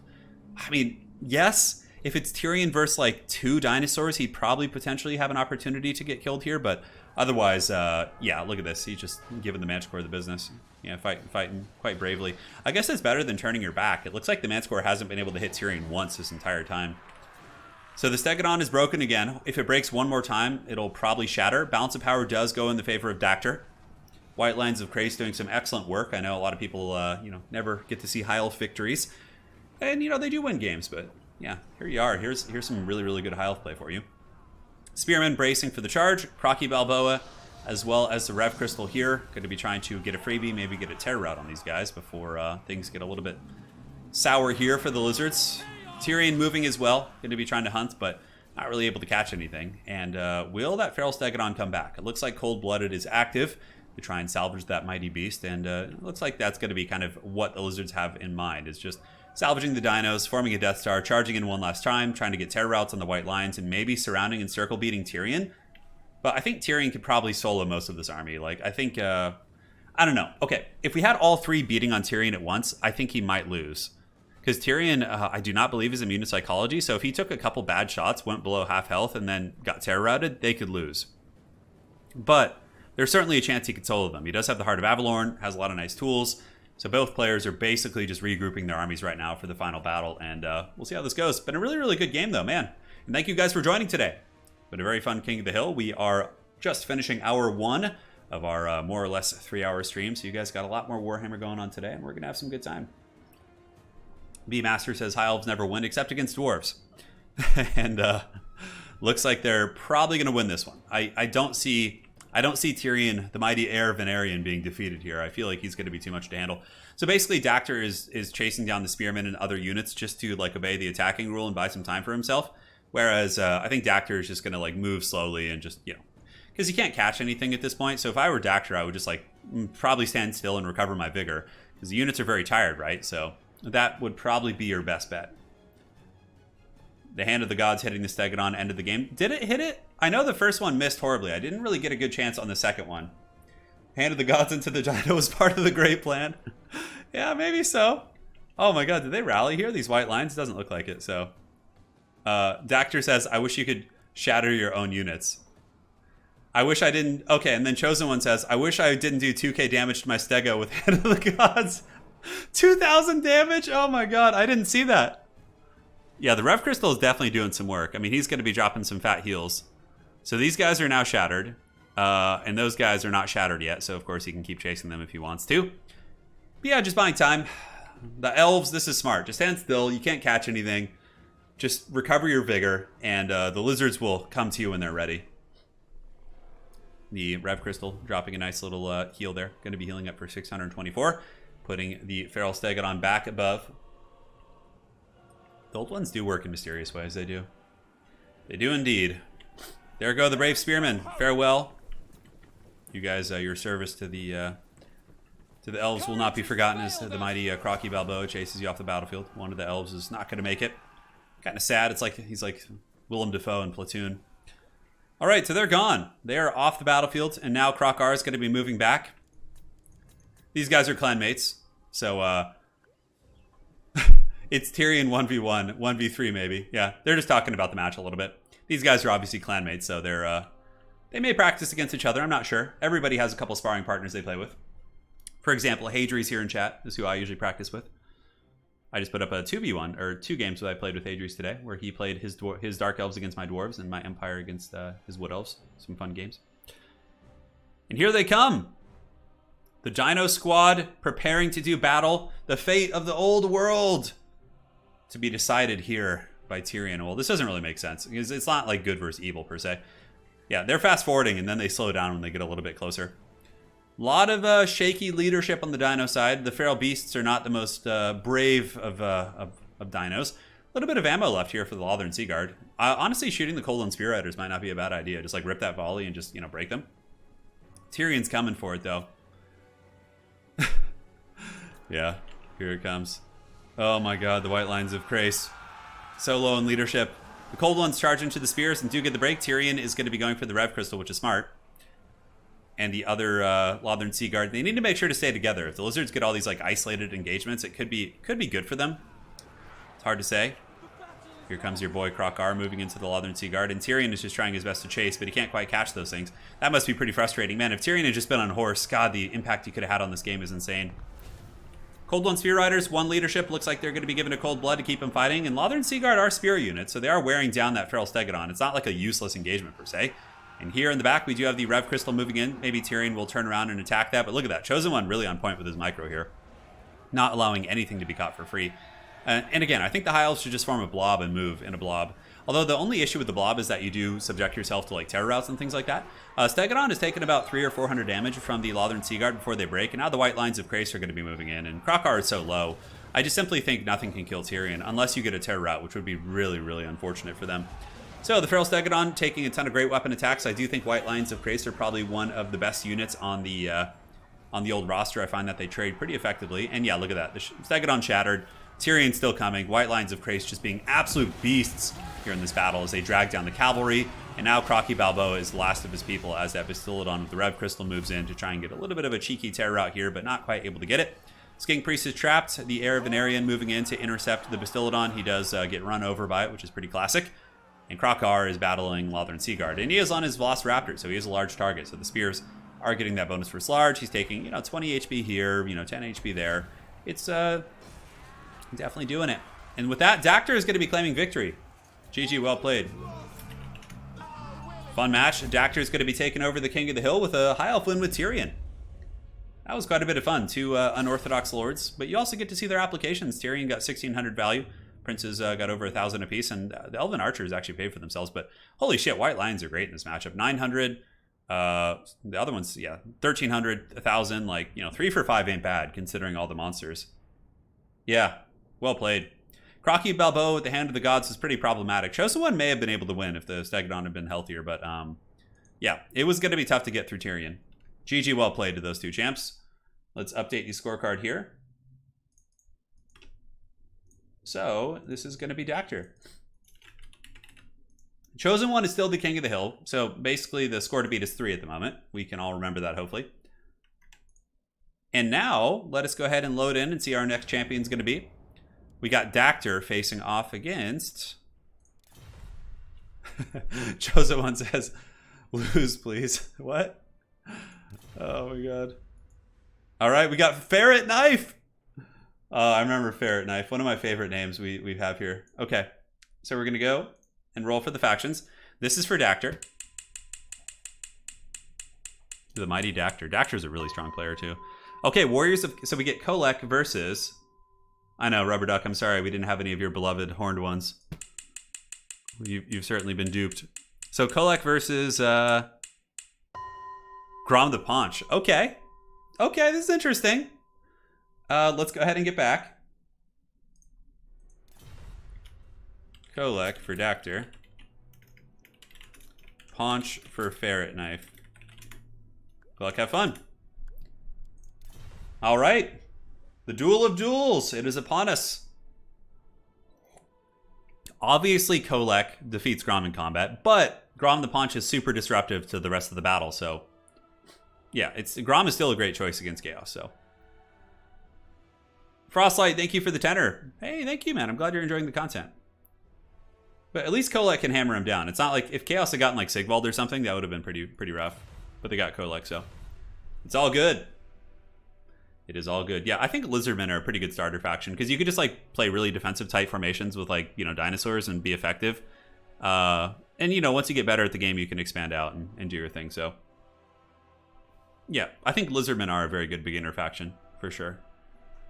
Like factions with high leadership and like tanky infantry are quite good for beginners. I think Chaos is too. Factions with like squishy infantry and fickle leadership and a lot of micro, like Empire, I think are one of the harder ones for beginners. But I think they're good because they teach you everything. So yeah, you'll lose more at first, but you know. I don't think I've ever used Grom ever. Hey, Ferret Knife, now's your chance. Just don't fight Kolek head to head. You just gotta go for his infantry and his, you know, other weaker characters like his Chaos Sorcerer. Yeah. Lizardmen are great to start with right now. Yeah, I agree. And they're also very strong. I think Lizardmen are like a top tier faction. So like if you master them too, you can be really good at the game because they're a top tier, like really, really good. Skaven are a hard faction to play in my opinion. Yeah, they've had a couple nerfs. You know, they're very, very squishy. Like you need Skaven, you need to have like veteran positioning. You can't just spaghetti line with Skaven and like expect to win. Whereas with like Chaos and Lizardmen, you can just like mouth breathe and, you know, get a bunch of good infantry with dinosaurs or monsters pushing behind them and just, you know, push into your enemy and be okay at a beginner level. But yeah, not with Skaven. Skaven, it's like, yeah, they're a little bit harder. So Harold asks, Harold here, isn't Sigvald one of the strongest legendary lords? He is very strong. Why lucky they got Kolek? Because his opponent has to play Grom the Paunch. Sigvald is a foot-based character that Grom can cycle charge and abuse, whereas Kolek is actually a decent natural counter against Grom the Paunch because he's fast. Kolek has like 80-something speed or 70 speed. He can keep up with Grom and really do a lot of disruption in that respect. So hopefully that answers your question. Yeah, there's nothing wrong. Even if you are a beginner, play the faction you love.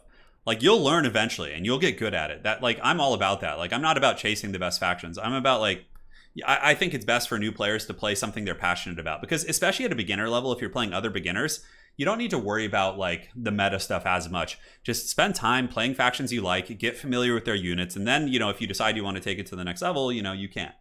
But just play something you like. Like, like, when you like the lore... When I play Empire, for example, I get like hyped during the games because I really like the characters. Like I'm stoked when they do something cool, you know? I think that's the way to do it. Yeah. Like right now, the factions I'm maining are Tomb Kings, Empire, and I don't know who else I would even say. Like mainly just Tomb Kings and Empire. I've been playing a lot of Chaos and Beastmen too. But mainly, you know, Tomb Kings and Empire are my favorite factions to play right now. All right. So Dactyr is ready. The dreaded Ferret Knife is here. Looks like, yeah, we're good. No lobby invasion. Son of Kieran, Greenskin's taking a giant here is so powerful. Chaos Sushi doesn't bring enough missiles to bring it down efficiently. Kolek does change it. Yeah, Kolek can definitely fight a giant, but a giant can also hurt him quite badly. Robert B. Turin, besides the Chariot and Cab Bug, do you think the meta is... You know, I think those bugs are really bad. I think they're really problematic. More so, the Chariot bug bothers me more. But yeah, I think like multiplayer is in a fine place now, but it's not in the... It's in one of the... Yeah, it was in a good place right before Rakarth. Like before the Rakarth patch, I think multiplayer was like at the best it had been for a long time. And now it's kind of in the dark ages a little bit because there's so many goddamn bugs. Like the Skink Oracle shooting twice. Like there's a lot of things for sure. Now for like King of the Hills and more casual things, it's not as much of a deal. But for like tournaments with money on the line, having all those bugs in the place that are really hard to like police and catch. Like sometimes they slip past players, right? Like you just don't notice. And yeah, it's really unfortunate. I really hope Creative Assembly does something to fix it. I mean, there is a slim chance that they might, you know, I'm pretty sure they confirmed they were going to fix it. But again, things change, right? If they decide they need to pour more resources into Warhammer 3 and just kind of, you know, say farewell to 2, you know, that could happen. Yeah. Nick, thank you so much. Is Empire still considered top tier? No. Empire's like mid-tier to like lower mid-tier. Like a mid-tier faction, I would say. Yeah. But Empire's like a jack of all trades. They get the job done. All right, so if we take a look at the armies of the Great Dax here, we got Marauder Horsemen backed up by Chaos Warriors. We have a Metal Caster with Final Transmutation, Kolek, double Chariots in the back, and a shit ton of Marauder Horsemen. So certainly some tools to bring down a giant. Yes, yes. And looking here in the battle lines, we got nasty skulkers, goblins, just chaff into the sunset, backed up by double black orcs, which are exceptional. Black orcs are the absolute ace in this matchup. We got a giant, hag, grom, and a big boss with a little bit of Daka in the backfield. And I do like his army. The only thing I dislike, I think, is maybe throwing in one more black orc somehow, if you could find a way. Like maybe cut the big boss, cut one skulker here in the flank or something, and just get another black orc. Giants, I obviously wouldn't bring myself, but I know some people have had success with them, and perhaps the dreaded ferret knife will be able to do it. Yeah, Grim, for sure. The miniatures game, yeah. I know, this captures, like, the essence of it. Yeah, absolutely. Absolutely. All right, so let us know your predictions. Do you think the Great Dax, who obviously had a very nice close win with his elves, will continue his reign on the throne, or will the dreaded ferret, who happens to be wielding a knife, will he take the throne? It's pretty hard to root against someone named Ferret Knife, especially when his picture is like a ferret holding a shank. All right, so Marauder Horsemen looking like they might want to charge in here. I'm not quite sure. Going after the nasty Skulkers. Skulkers are pretty good. I often don't use them in like the front line. I use them as more like a supporting unit to like when something crashes through, you can use the nasty Skulkers to like smoke bomb them. But even still, it's not the worst thing in the world. Force Goblin Spider Rider Micro, a little bit off here. He does like push in and pull back, but he takes a massive rough trade in terms of damage. But the Greenskin still advancing up. In my experience, this is a pretty heavily favored Greenskin matchup. Not heavily favored, probably like 60-40. So that means if you're a really good Chaos Specialist, like in the World Championship, we saw Evenstar, who ended up winning the World Championship. He was able to defeat Showtime. So Showtime was on Greenskins when they were at the top of the hill, and he was able to defeat them with Chaos using Chaos Knights and Plague of Rust. It was like really, really cool performance. So again, even if it is a bad matchup, there are some matchups that are almost unwinnable, but you know, I don't think this is one of them. I think Chaos can do just fine in the hands of a really good player, and Dactyr is hands down a top tier player. So we'll see what metal the Ferret Knife has. So Grom the Paunch chasing down the Chaos Chariots. Pretty good usage for sure, you know, just bullying them away, but they did get half health off the nasty Skulkers before all is said and done. Now we get more Chariots moving in. A Flash Bomb from these Skulkers would be quite solid, but of course, yeah, they don't like getting charged by Chariots, and those 550 gold units look like they're going to get hammered. Pulling in Spider Riders to also intercept could be useful, and it looks like Kolek Suneater does get afflicted by a Spirit Leech, and the Giant was looking to kind of go after him here. I think Rusty Arrows should also be shooting at Kolek this entire fight. Goblins on the flanks are going to be the last bastion holding together what little backline there is, and that's the good thing about the Greenskin build. There's not a lot. Ooh, good Flash Bomb right there. So he hits the Chariots right as they're surrounded by Black Orcs, so those Chariots are going to get hammered to dust. An amazing final transmutation. And there you can see the bug with it right now. It hits the edge of the Black Orcs, therefore hitting the entire unit. It's so that probably just got him like just an exponential amount of value, which is pretty insane. It might have just won him the game outright. So the Black Orcs for the Ferret Knife are fighting here. Soulblight also has the same effect though. So Soulblight coming in from the Greenskins here will be hitting things that it normally wouldn't hit because of its radius aura. So it does go in both directions. The Giant though getting absolutely wrecked by the Marauder Horsemen. And if you guys ever watched like really high level play, for example, looking and like tournaments, pretty much every Chaos player, every faction that has access to cheap effective skirmish cavalry brings them. That's why I think the Giant is a little bit of a liability here, because 4 or 5 Marauder Horsemen is 100% guaranteed in this matchup against good players. So, you know, that's why the Giant is kind of paying the troll toll here. But you can see how effective the Black Orcs are being, right? Like, they've been able to grind through multiple infantry units despite being hit by Lord of the Storm and all sorts of scary shit. Now here on the flank, we do have Grom the Paunch. He was chasing down some Chariots, but Kolek Suneater with Star Crusher active, trying to get some work in on Ye Old Paunch. And the big Royal Thickness here, going to get clobbered by the hammer. Nasty, nasty stuff. Chaos Warriors fighting with the Goblins, and the big boss, the Giant, is pulling back at this point. And right now, you can see Dactyr with his, you know, familiarity with this matchup is pulling ahead very quickly. That's going to be a Searing Doom, plus a massive charge of Marauder Horsemen are just going to be moving in here with them spears and taking out these Goblins very quickly. So yeah, I think it's only a matter of time. I think the Giant being shut down in conjunction with the final transmutation, which hit the entire army more or less, is probably too much for the Greenskins to bear. Trying to save Grom the Paunch here in the later stages of the game, but Kolek Suneater with his very high speed. You can see he's rocking, he's poisoned right now, so we'll see his true speed in a second. But I think it's in the 80s, 78 speed. So he was able to catch Grom the Paunch, who's not that much quicker, and basically just, you know, shut him down while the Chaos Chariots chase him off the battlefield. Chaos having some issues in the melee fight where the Black Orcs are concerned, but overall, the final transmutation and the flank engagements and the cavalry just like dominating those fights has been very, very good. I don't think the Soul Blight was terribly effective here. I think just Spirit Leech might have been better. Usage of Winds of Magic. Big Boss going for the kill on the Chaos Sorcerer, which is a very, very good play. Using your Assassin to take out their Harry Potter is certainly good. But the Chaos Sorcerers do have pretty high armor. They can actually hold their own. They're not like Empire casters who die pretty quick to such attacks. So he might be able to kind of withstand it. Ground the Paunch off the battlefield. The big Mountain God's moving back in, but that is going to be a victory for Dactyr, who's going to go up 2-0 here in this King of the Hill, chasing the current record, which is 3, by the Chosen One. And that is it. Fusro yeah, you got Fusro done. Yeah, so Ferret Knife. Ferret Knife mentioned before the game. He doesn't play greenskins really, and he's never used Grom the Paunch before. So, you know, big props to Ferret Knife. He's playing probably one of the best players in Total War Warhammer, like a top tier tournament guy, with something he's never used, and he put up a good fight. It was respectable for sure. Suggestions for the build: cut the Giant, get a Black Orc, mix in more Skirmish Cavalry, cut like 2 nasty Skulkers, and spend that money on you know, a multitude of other things. But again, in terms of simplicity of like making this build more efficient, cut the Giant, cut 2 nasty Skulkers, max out on Spider Riders to counter skirmish their units, and then get more Black Orcs, and like spread out your army a little bit more to avoid the final transmutation. And then Ferret Knife, you would have been golden. GG, well played. It was a fun match.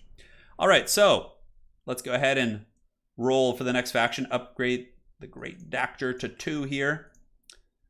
And let's do it. Let us do it.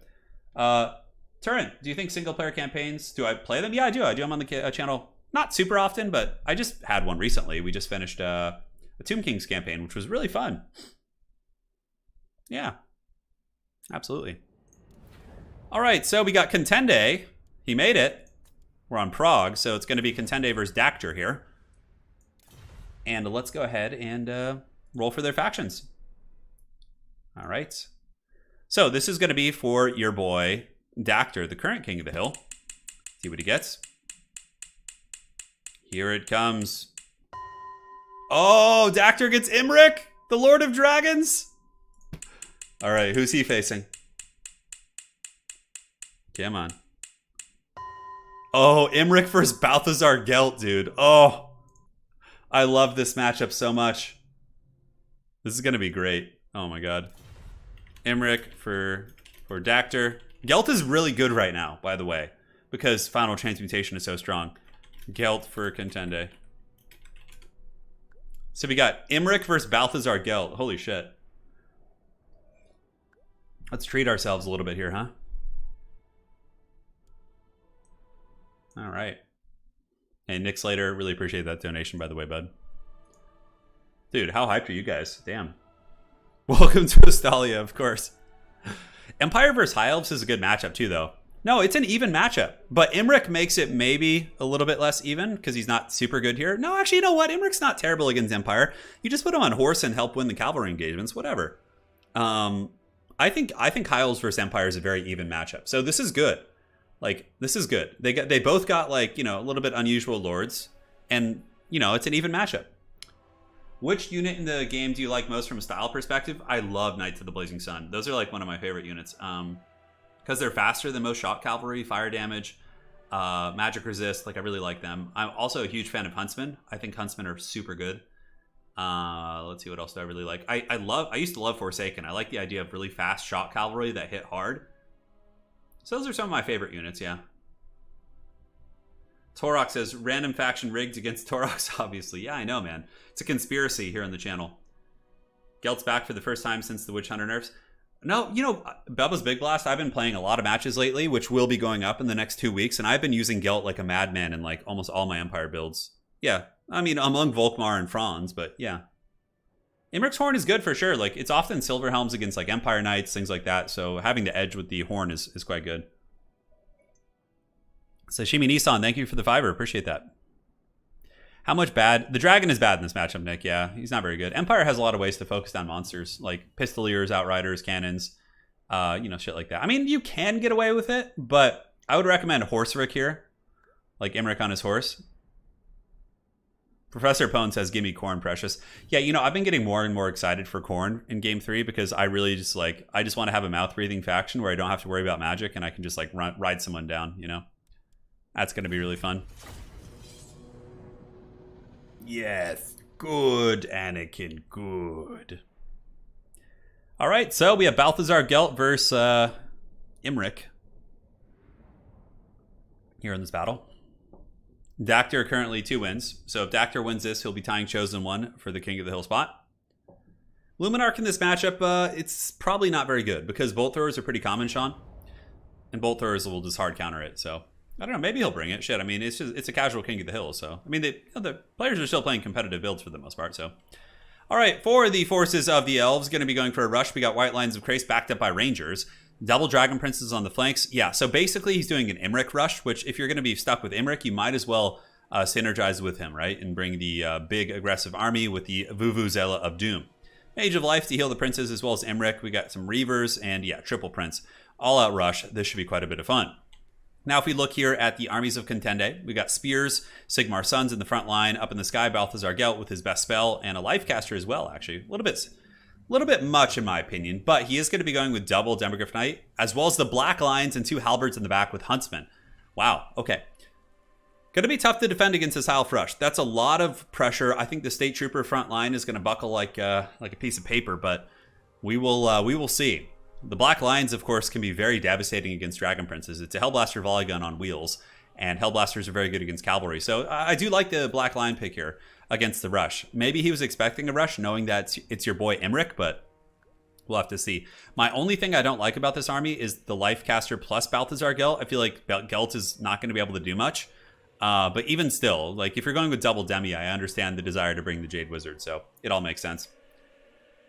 Here it is. It is time. Brian Moran says, hey, Turin, I just got my Belagar and Grombrindle middies in the mail. Ooh, that's very cool. Hell yeah. Yeah, they have some really cool middies. And Belagar's model is still used in Age of Sigmar. You just use him as the leader of the Dwarden or Dwarves or whatever they should be called. Yeah, Kislev is going to be really fun. You know, I'm hyped for Kislev as well. My wife is Polish, so I'm definitely a Kislevite by default there. All right. So he's welcomed his opponent to Astalia, and now let's see what he welcomes him with. Will it be Faith, Steel, and Gunpowder, although this build does not have any Faith? Oh, that's not true. Sigmar Sons are kind of a Faith unit. Okay, that's fair play. So we got the Faith, we got some Gunpowder, we got some Steel via the Demogryph Knights. Everything is covered, which is very important if you're an Empire player. You want to make sure to have a little bit of all that goodness. In the meantime, Contende going to be reforming ranks. The Hellblaster volley gun will start shooting downtown. Honestly, just shooting at White Lines isn't a terrible idea, because it's going to be pretty hard. Dactyr is going to hide a lot of his cavalry and move in ways that make it very tough to shoot them. But yeah, the Dragon Princes are very, very much a high priority target, although shooting into the Reavers here isn't bad. Ooh, right down the side. Takes out a couple of them, but really nice juke there by Dactyr, and also using the little fire pit here to block some of the shots was a very, very smart play. Huntsman here going to be unleashing on Rangers. Rangers do have some physical resist, but still do not like being shot by bows, so those bad boys will be taking some work. Hey, Nick, you're very welcome. It's a blast. I paint minis every night. I just put on Stargate SG1, you know, the old school one, and I just paint miniatures. It's like my nightly routine. It's very, very therapeutic for sure. All right. So how are the Rangers doing? Not too good. Here we have Demogryph Knights going to intercept, but Contende needs to make sure he doesn't overchase. Demis are very expensive, and chasing a Reaver unit is going to be a recipe for disaster. In the Lion Chariots, a little bit of sloppy micro here. Unfortunately, they're trying to shoot the Dragon Princes, but the Dragon Princes were up and over a hill, so they were trying to close the distance there. And now the Black Lion Chariots are heavily compromised, and the Vuvuzela of Emrick will be sounding once more in the deep here in just a minute. Halberds being pulled up from reserve to intercept Emrick, and Balthazar Gelt actually going after the Mage of Life, which is pretty hilarious. This would probably be a good engagement for the final transmutation, but the Black Lions are already dead. And as much as I hate to say it, this game might already be over. I mean, the Black Lions here are getting karate chopped. Demogryph Knights are out of position here, although they did get some okay work in. And if you can salvage the Black Lions, maybe there's going to be a decent chance. And oh, Balthazar Gelt misclicking with the final transmutation. That's really painful. So he overcasts it here, and will it hit all these units? Okay, it still hits them. Yeah, okay, he still got okay value with that. In the end, it did some work. Now, looking around, we got princes in the back, just pretty much waiting to hammer down these cavalry, but they haven't been given the attack order yet. The Black Lions destabilize, which will keep the Empire in the game a little bit longer. Now they're going to be unleashing hell into the Dragon Princes here, but obviously Dactyr knows they're a huge threat to his army, so he is going to be grabbing the Dragon Princes and going in. I think all the Huntsmen plus the wagons were maybe a little bit too much to defend here. So there they go. The Lions being rode down. Yeah, sweet, sweet dreams. And, yeah, the Black Lions. A little bit tricksy for him. So Balthazar Gelt going in, trying to salvage the situation, does take out a Dragon Prince with his mighty steed Quicksilver. But looking around here, the Imperial forces are pretty much routing on every front. We do have one Spearman unit here who may win, as well as the Sigmar Sons. Demogryph Knights are still in play, though, and there still are 3 wagons. I mean, maybe if there could be some magical witchcraft where the wagons can be stabilized.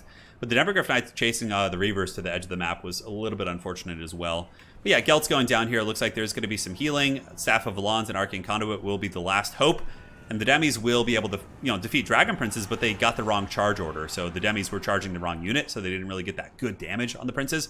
But yeah, Demogryph Knights with Halberds do defeat Dragon Princes. It's a pretty good engagement for the Empire. But overall, I think army losses will kick in soonish when the Demogryph Knights get dragged into the mud by, the supporting white lines of Prace and Emrick there with his anti-large as well. I think that's going to be it, and Contende knows that one's over. So a very valiant attempt at a fun meme, for sure. And I do think there is some, maybe, play for the white lines, or for the black lines here. But overall, it just, their position was a little bit rough, and they didn't have enough to defend all this against, like, an Emrick rush, right? That was like a straight-up Emrick rush, and there just wasn't enough to defend there.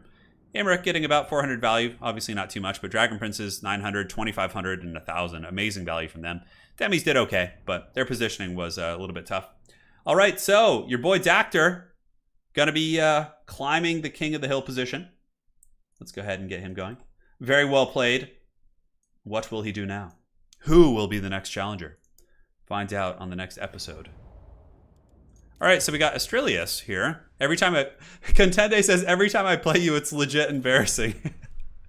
That's funny, dude. All right, so let's do a smaller map here. Where is the troll country? The country of trolls will be here. It's around here somewhere. Oh god, I gotta sneeze. I might have to go for a second. I'll do it when they do the armies. Hey, welcome to the game. Looks like they're speaking some Spanish. All right. So we're gonna roll the factions. This is for Dactor. Watch him get high elves again. Just watch this shit. Vlad von Karstein and the Vampire Counts for Dactor. Facing off against Malice and the Dark Elves. Oh, god, yes. Vlad for Dactor. Astrielus gets Malice, Darkblade. Dactor's all excited. Look, Dactor thinks he got the cool pick, and then Malice Darkblade just rolls up from the deep. Dark Elves are actually good here. And Malice can be okay with his AoE. So it depends on how experienced Astriolus is. If he's a seasoned tournament player, I think that he will have an advantage. But if he is not as experienced as Dactor, I think Dactor will, be able to overcome the adversity of the matchup. Because this is a pretty good matchup for Dark Elves. And all jokes aside, Foot Malice here is not terrible. Like, Foot Malice is really not a bad idea. So we'll see. You just put Malice on foot. You get a box of, like, Blackguard halberds, maybe some monsters if you want, and just, like, make the high elves move into your blob. So go Malice, go Lore of Fire, okay? Get, like, Burning Head, or you can go Lore of Dark and just get Soul Stealer and just, like, punish them for coming into your blob of halberds. That's the way you do this, in my opinion. You get a blob of boxes with, like, a single shade in the center of it to obey the attacking rules, and you can do some very, very good stuff for sure. Immediate demon form. I hope we get the demon form off. I've seen far too many Malice games end without demon form. Sean asked, how are greatswords versus white lions? Greatswords win. But greatswords are a little bit more glass cannony in my experience. Like, white lions generally have, like, they have missile resist and can endure, like, that type of play a little bit better than greatswords can. But yeah, greatswords aren't a bad tech against elves. Like, throwing in, like, 2 of them, because sometimes you'll see silver and guard too, and greatswords are good against all that. So all right, I'll be right back. I'm gonna get some water and go sneeze away from the microphone. Hey, Lola, come on back here.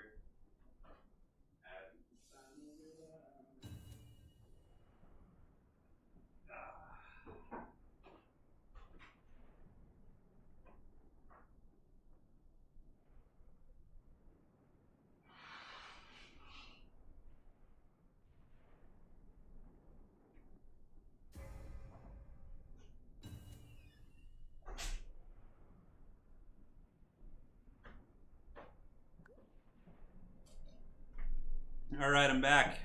We got Vlad up in here. Vlad von Karstein. Contende says, oh, people were asking for the most lopsided matchup in the game. It might, I think Dwarves High Elves is worse than this. Yeah. Yeah, but he can't bring Marathi. Marathi is what really makes this matchup bad, because Marathi and a blob, like, it nullifies all the offensive stats of the vampires, and they just get wrecked when they come to fight you. But yeah, with Malice, it's different. Dactor says my main is Helmengorst. Oh. Astrolia says, you're seriously unlucky. I was afraid I might get a bad lord. Malice is definitely in the ballpark of a bad lord. But you know what? He can surprise people sometimes. Yeah. It should be fun, man. I'm excited for this. Looks like the player is spending the last of their money. For some reason, I can't ready up. There we go. Okay. I think people are just doing chevrons, and it was like resetting the lobby here. So how's everyone doing? How's life treating you all? We'll be streaming a lot this week. We'll be going almost every day. At the end of the week, on the weekend, I'm going back to Poland to do some stuff with my lovely wife. Some business to take care of. And then I'll be back a week after that. But I got videos set this time, so there won't be any droughts. I got like videos all the way through the month. Kyle says, just landed a job interview. Hey, good luck. Get it, man. Sigmar bless you. You're going to get there. Try beating good Beastmen players with Skaven. Yeah, chosen one. That's very tough for sure. Hey, T. Willow. Thank you for the 25. Hey, Turin, do you think 2023's Total War Warhammer 40k will be bigger than Warhammer? Warhammer 2, you're saying? I think that if they do a good job with Total War Warhammer 40k, if they end up doing it and doing a good job with it, I think it will probably be bigger. Yeah, because it has a much bigger audience than Warhammer Fantasy does. So like a lot of people who you know play tabletop will come and want to play that if it's done well. Because 40k fans are very desperate for a good game. Like most 40k games we get, you know, are just kind of shit. Like just cash grabs, mobile pieces of shit, just like these kind of games, right? So I think if the 40k audience gets like a good game that like they can sink thousands of hours of play into, you know, because there have been a couple okay 40k games. Like, you know, you had like, I think Space Marine and like Dawn of War. Dawn of War is like way old school though, right? But like I'm talking in the modern generation, like, yeah, I think it would be very, very poppin'. And I think Games Workshop and CA have had like a good symbiotic relationship. So I don't see why they wouldn't do that. It would just be very silly to not see that. Turin, and anyone else who's an MMA fan, who's your favorite fighter? Ooh, that's tough. That's really tough.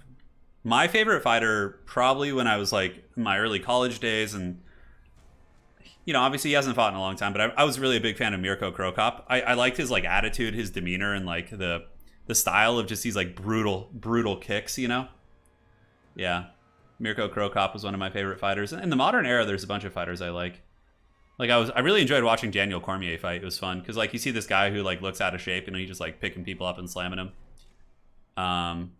Stipe Miocic is fun. I really like him as well. I mean, there's so many fun fighters. Like, you know, Cyril Gane, seeing him fight the other day was amazing versus Derek Lewis. Like, you know, obviously Francis Ngannou is insane. You know who else I'm a big fan of in MMA, and this will be the last moment I'll talk about it here for a moment, is Jose Aldo is like one of my favorite fans of all time. Like, or favorite fighters, excuse me, fans. Jose Aldo is awesome. And like his story of like his life is just amazing. And yeah, seeing him like come back like after a rough streak and getting some wins even in his later years is like super inspiring. Yeah, Robert Whitaker's great. Yeah, he's really fun. Want to buy a newer Dawn of War? Well, we did get one, Benefields, and it was pretty bad. How would a campaign even work in Total War Warhammer 40k? It'd be very easy. You just do a galactic system and like planets. Okay, so look at your starting province, okay? So you have Altdorf, you have like the other starting cities nearby. You just turn those into planets in space, and then you have a map. It's easy, and like you have a sector. So you have like the Ultramar sector, right? Like Ultramarines, like you have their provinces, their planets. Okay, then you have a sector nearby, which happens to be, you know, occupied by some Chaos Plague planets or whatever. Boom. It's like, it's so easy. Yeah. Frostlight, doing okay. Doing okay. All right, so the Dark Elves are here. Let me go ahead and remind them. Remember Astrio? You can't... Can I DM him somehow? Okay, he moved out of the forest, which is good. He's got Malice Darkblade, Witch Elves, a couple of Corsair Handbows, and just a box of halberds with the Blades of the Blood Queen, which is good. So he's going to be moving up here. And for the forces here of your boy Dactor, Got a Mortis Engine, Vlad, double Scabs Wraith White King, and it looks like just a bunch of Graveguard Great Weapons and Skeleton Warriors are to just break the box with some Hounds and Bats. Yeah, this is classic. It's just a grind. Like, can the Mortis Engine survive? If it does, then, you know, the Dark Elves will certainly suffer because they have a lot of elite expensive troops. But if the Mortis Engine is shut down by the Corsair Handbows and the characters, then, no, not much of a chance here for the forces of the Vampires to get the W. Oh, Haldir, it'll be well done, trust me. Yeah. How do you think they should handle battles? 40k has a lot of ranged combat. Yeah, you could do like slightly bigger maps, honestly, but smaller maps are fine too, like, because there are melee-focused armies in 40k. On top of that, in 40k, Jezzails are snipers, okay? Rattling Gunners are Devastator squads. You know, Free Company Militia, you know, are basically like, you know, any number of like orc boys with like a chopper and like, it's such an easy transition. It's so easy. Yeah. So the Vampires are more or less just going to be getting us around here. Astrolius is ready. He's using his K-Nade Assassin to poke, which is smart. Just get some freebies. They have a shit ton of ammo. They have like 50 shots, so you can usually be a little bit aggressive here. Blasting into some zombies. Ooh, look at that Scab Scrape. That was a really, really good one. Holy shit. I don't believe it kills a lot of models, but it does a fair amount of HP damage. So yeah, the Vampires are just going to get a very cautious full-on surround before they engage, which is smart. And then the Mortis Engine will move in. Start draining down these units, and the forces of the Dark Elves looking to move up a little bit, trying to push the envelope, not give the foul Vampires the opportunity they need to get the full surround. Vlad is actually going to be good here. His sustained armor piercing in combat and his durability will be very, very good. So Mortis Engine is in full effect. The Blades of the Blood Queen are being drained. Right now, pretty much all resources in the Druchii army need to be focused on killing that Mortis Engine, in my opinion. Malice Meme Blade's moving in. Has he popped any of his buffs? He should, that is for sure. But that Mortis Engine really, really needs to pay because it's going to do so much drain against these armies here. In the back, Blackheart Corsairs attacked by Fellbats. That is certainly good. We still have the Goose up in the sky, more dogs in reserve. Basically, Dactyr is just kind of waiting for an opportunity to strike, looking for like some openings here in the formation. The K-Nade Assassin gets overextended though, and that could be very problematic here for Astrolius. If the two White King characters are able to beat down that K-Nade Assassin, like, you're losing a huge ranged tool. Flock of Doom going down from the forces of the Druchii. Malice Meme Blade moving in. Good awareness here by Astrolius. He was able to get that K-Nade Assassin away from the two characters. And now we have the Duel of Duels. We have Malice Meme Blade. Oh, he was dueling Von Karstein for a second, but then the Von Karstein ring has popped, which does, of course, give ward save. So Malice decides to go after the K-Nade Assassin. Web of Shadows, of course, applying an ice slow as well. Now, Blackguard able to cut through zombies here. Blackguard moving into another unit of zombies, but the Mortis Engine is piling back in and is going to begin draining most of this army here. So where are those Corsair bows going? They are going into that Mortis Engine, and the Mortis Engine takes a lot of damage from that Corsair Handbow squad. And Malice Meme Blade has transformed, I think, into the Demon. Oh my god, he transformed! The Demon is here! And Malice is certainly a very strong fighter in his demonic form. The blood price is active, so Malice is at 640. And Malice is whooping some butt here. Vlad Von Karstein's getting beaten down, so are his White Kings, and the Demon form is really, really going pretty ham. The Mortis Engine is almost dead as well.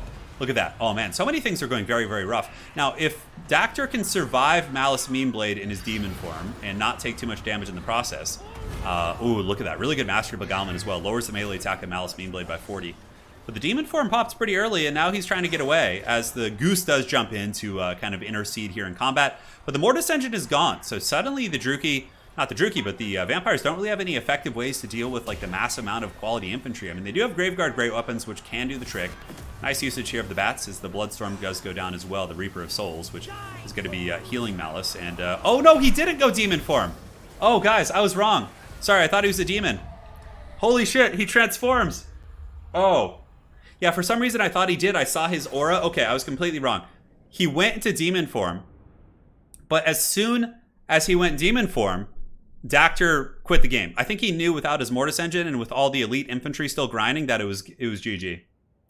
Dude, I thought that was Demon form. My bad, guys. Yeah, but the Demon came out at the end. Oh my god. This is good play by Astrolius here. He's going to be taking it over. So Vlad not quite able to get the W. The Mortis Engine got killed so quick. Like, did the Corsair Handbows and the K-Nade Assassin really do all that damage? Jeez. Well, all right. Yeah, I wish he had fought a little bit longer, but you know, it is what it is. Oh, did I forget to have the scorecard up here? Shit, sorry about that, guys. Yeah, I saw the Demon's Curse effect. Sorry, I got so excited. think this is how you say his name.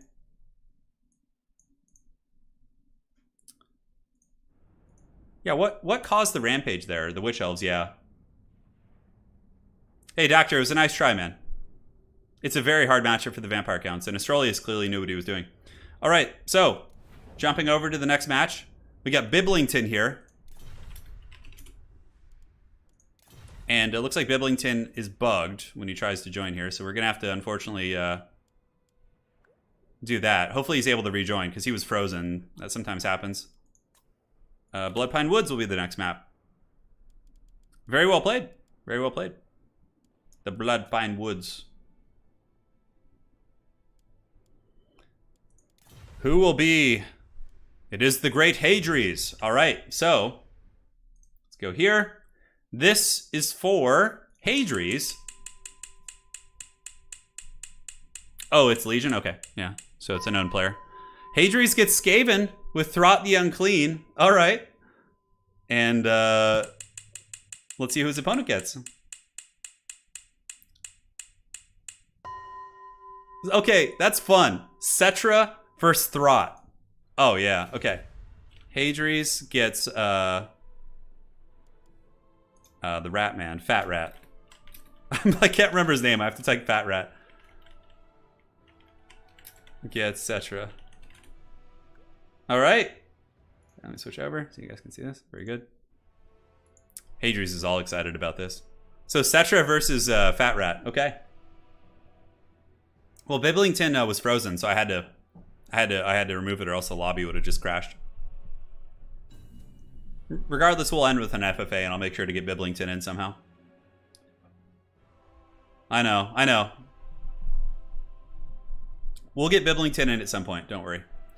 But he was frozen, and I think I've seen that happen with people before, and they just like keep trying to join the lobby and they can't. So this is gonna be fun. I'm hyped for this. Yeah, Hadri's playing the sub faction. Yeah, man. This is fun.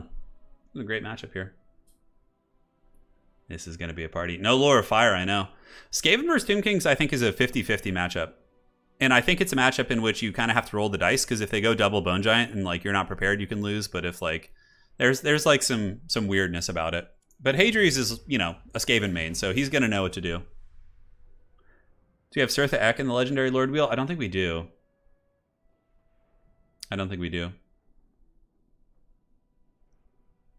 We do not indeed. So Cetra the Imperishable, will he be on a Sphinx? The Chariot of the Gods? Probably. Chariots aren't bad against Skaven, though. Against Skaven, I love just doing all-out rushes with Chariots. I think it's really effective. Yeah, like backed up by some archers and shit, and you can usually do pretty well. Hadri's Skaven versus... You know, Son of Kieran and Tomb Kings are not bad against Skaven. Chosen One tried to... He wanted Skaven. Hey, Chosen One, you had a good run, though, man. You had a good run. The whole idea of this King of the Hill is to, like, make it more challenging. Because, like, you're going to get put in bad positions every now and then, but yeah. I think Legion is a Tomb Kings guy in general. So they both play these factions. Like, they're both on some of their main factions here. Hadri's paid the Turin toll. Yeah, he sent me a donation under the table, so I rigged the wheel to get him Skaven. Yeah, absolutely. You know it to be true. Search your feelings. This map is a little bit kind of shrouded. There are some woods, but there's also a little bit of open field. It's not that big, but Hadries does know the map, and I believe that Astrolius, aka Legion, would. Legion is a regular tournament guy, so he's just playing under a different name. Have you read the Stormlight Archives? I have not. No, are they good books? I'm kind of on I haven't read too much lately, but I have been reading Warhammer books, like Gotrek and Felix, and I don't know. I'm kind of getting to that, like, you know, the old man stage in my life where I want to start reading, like, you know, some nonfiction and learning some shit. But yeah, like I was kind of wanted to like read some cool history, like history books and things like that. But yeah, no, I'm gonna finish Gotrek and Felix. Yeah, you know, I'm surprised they never added Sirtha Ek as like a FLC lord, just like as a meme, like a basic chaos lord for Norska. So Norska gets a new legendary lord that's based on the community meming, and like he gets like a tech tree for chariots. Like, how cool would that be? I feel like that would not take that long to do either. Like a Sirtha Ek FLC campaign. I don't know.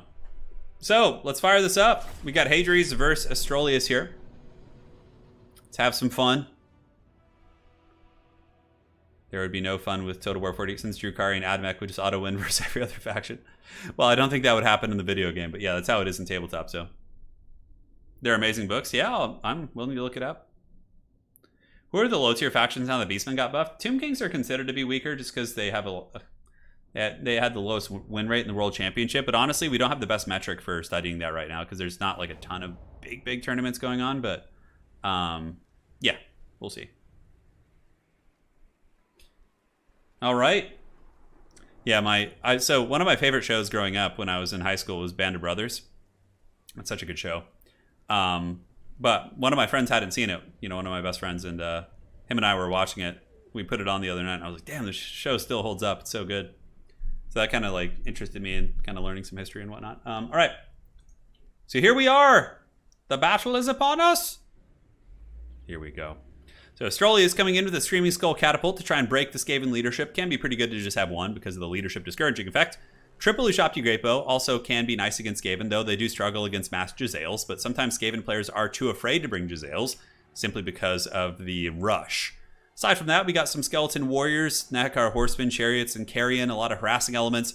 It's a pretty mixed forces. It's like an aggressive Bow Shopti build with some pressure, right? Cetra is going to be on his Sphinx, looking to cause some terror, you know, do some work into the Skaven lines, and that is it. Now, here we are with Hadri's. He's got a brave battle line of the most valiant Skaven warriors in the old world, the Skaven slaves. Clan Vulcan Tail Slashers, just more Skaven slaves. And wow, he's going for a Molder Rush. Okay, Hadri's memeing pretty aggressively, actually.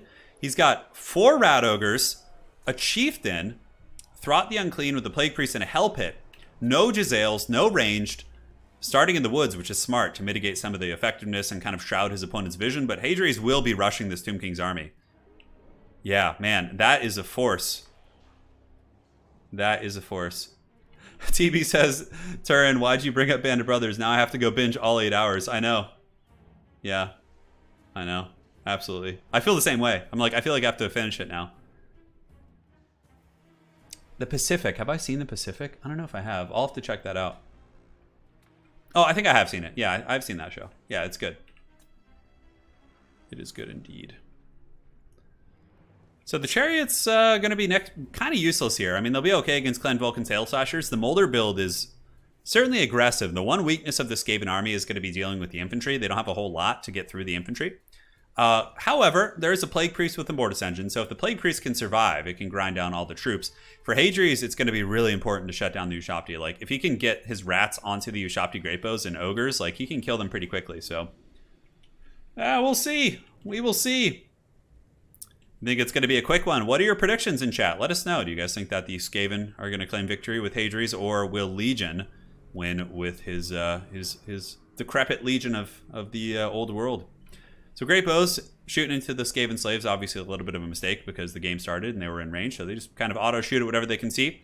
Catapults are going to be useful for just routing off shit units. You can see, like, pretty much brings the Skaven slave down to, like, 2 leadership instantly. It does have a discouraging effect.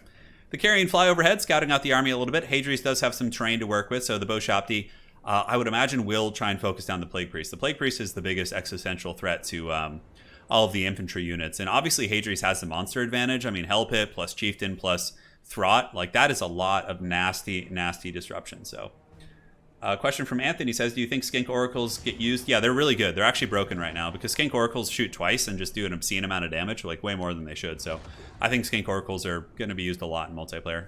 Yeah, they're very strong. So yeah, right now Legion just going for the freebies, you know, kind of wearing down Skaven slaves where he can, which is certainly smart. Chariot's going to be hammering into the Skaven slaves in this position and running them down, but the Ogres are running in pretty aggressively. Throt the Unclean, how is he going to be used? I think Throt's best bet is probably to drop some Rat Ogre summons on top of the Ushapti here, using his Rat Ogre summoning ability. Clan Vulcan Tail Slashers against Skeleton Warriors is on, and the Chariots of the Tomb Kings are attacked pretty heavily and take some big damage, but there is a response from the Tomb Kings with the Nero's Incantation of Protection. But yeah, obviously Hadri's big Goon Squad moving in, but triple Bow Shopti focus is going to be very nasty. Also a bit of a rear charge coming in, but Ogres should just turn around and charge these Chariots. I think that'd be very strong. But yeah, Hadri's trying to bully his way in, and he kind of does. Look at this, man. Cetra's getting served. Being attacked by Throt, by the Hell Pit Abomination, and by the Chieftain. 3v1 damage. is certainly no joke. And now the Mortis Engine's in full effect, but Hadri's really needs to find a way to effectively shut down those Boshafti. I think either, again, a Throt Summon or, the Plague Furnace pressuring back there. And look at that, Warp Grinders in the back catch Chariots, as well as Nehekar Horsemen as cheap spears pile in to fight them. So the Skaven have kind of broken through the front line. There are reinforcements coming in of skeletons, but I think Hadri's with proper micro should be able to move in and start bullying down the Boshafti. And the Skaven Molder Mash is here! Look at this! The Boshafti taking a righteous whooping from those guys. And yeah, they're going to be pushed back pretty quickly. They're in weak binding. And, Cetra, I don't think has the tools to deal with this. I feel like the Chim King's army... Oh my god, look at the Molder Mash squad with Creature Killer giving them the bonus first large. How quickly they killed these Boshafti. God damn, Joe Rogan. That is some really, really nasty stuff.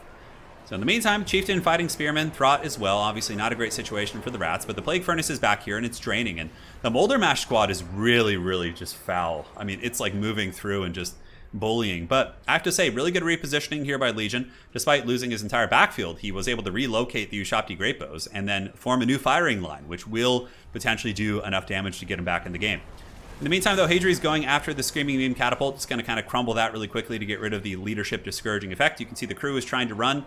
Spears are crumbling down here, and it looks like the Great Bows are shooting Rat Ogres here. Yeah, it looks like the Rat Ogres. A little bit hard to say, but yeah. I mean, I think the Plague Furnace is more the way to what you should be killing, because the Plague Furnace is just murking all these infantry, whereas like most of the Molder monsters aren't very good at killing skeleton and chaff. But in this case, with the Plague Furnace being healthy and draining, it's going to be able to just do all that. So down that goes. The Ushabti Summon is used to try and keep him in the game. Good play here by Legion, using his Skeleton Chariots to peel off the chaff units that are trying to get back onto the Great Bows. This Great Bow unit holding in critical binding, but I would imagine Throt might try and push out. But yeah, it looks like he's just kind of staying the course in fighting. Hadri's not letting his force get spread out at all, which is certainly a very valid tactic for Skaven players, because pretty low leadership individually, but when they're fighting together in like a big rat pack, as the faction plays, they can be a little bit more resilient. So the Warp Grinders are coming in. Might have another charge, I would imagine. Oh man, Warp Grinding this Chariot charge would be so good. Hadri's immediately grabs the Rat Ogres, Warp Grinds down the Skeleton Chariots, and the Ogre Pound Squad is moving in and doing some serious work. Check that shit out, man. Skeleton Chariots are snared, and they are probably going to go down for the count. As Throt the Unclean jumps on top of Cetra the Imperishable, Hellpit Abomination, taking a little bit of fire, but of course healing. And yeah, I just don't see any way the Chim Kings can win this, because Throt is so goddamn fast that he can just chase shit down. It looks like there was an attempted Rat Ogre summon on top of Cetra to lock him in place, but Cetra running isn't a recipe for success. I mean, he has to though, but it's not like going to win you the game, simply because Throt can chase him down, although sacrificing another Chariot as well to save him, you gotta do what you gotta do, man. Great Bow's still all firing, expending most of their ammunition. It looks like they're shooting into the Hellpit Abomination right now. And ye old Hellpit Abomination is taking it like an absolute champion right in the goddamn face. 7 models left on the Chariots. Here, they are drained. They're weak binding. Anakin, I am too weak. It looks like the Ogres are going down. So for Legion, his best bet is going to be to unify with the Ushabti and just have one last blob fight and hope that Cetra can pray to whatever gods they worship. Petra, I don't really know the other ones, but yeah, Throt's coming for that booty. He's so fast. 95 speed. He jumps. He gets the attack. Cetra with the Blade can do massive damage though, for sure, because it imbues fire damage, so we'll see what he has. Yeah, the Blade of Petra will give him some work, but Hadri's has got his Chieftain, the most loyal Chieftain, of course not looking to backstab Throt. If this were actual lore, the Chieftain would 100% let Throt get killed, and then he would come in and help her with some other Skaven, but in this case, the Skaven are, standing firm together. Creature Killer's active. Cetra the Imperishable is certainly looking like an expired grocery item at this point. 6 leadership, potentially crumbling soon. Throt pulls back. Hadri's leaves the Chieftain, which is a smart play. You don't need to get, Throt routed there. That gives a little bit of a glimmer of hope. But yeah, the Great Bows are about out of ammunition, and now they finally switched on to the Plague Priest, but it's far a little too late. I think the target priority of the Ushabti over the course of the game was a little bit tough, because the Plague Furnace probably got a ton of value just kind of wearing down all the infantry, although there wasn't much infantry in terms of value to be had. Yeah, only 752, but still it did kill a lot of skeletons. So Cetra's down for the count. Rat Summit is here, and that is going to be GG. Hadri's is going to be taking over the King of the Hill spot. Go back to the shadow. Oh, the Slanesh bots are here. Holy shit. Damn. They're popping. They're back in business. Sorry, I forgot to update the scorecards, but Astrolius did have one win. But I forgot to update that before. Sorry, guys. A little bit sloppy there. That was a fun match. I really enjoyed that one. The Molder Mash, I was expecting like Jezzails and like a classic Skaven build, but like having this epic Molder Mash like squad just like pushing through shit, that was That was really cool. Contende has defeated the beast. Yeah, that's pretty cool. All right. GG, well played. All right, so next up, we'll do the Southern Chaos Waste, I think is the one. That's the one with like the crappy hill in the middle. I'll do Iron Sand Desert, that's fine. All right, so we got Chitaza in here. Hey man, you said you were having trouble getting in. I'm glad you managed to find a way in. All right. Let's do it to it. Let's roll for the factions. This is going to be for Hadries. Just watch him get Skaven again. Yeah, just watch the Skaven appear.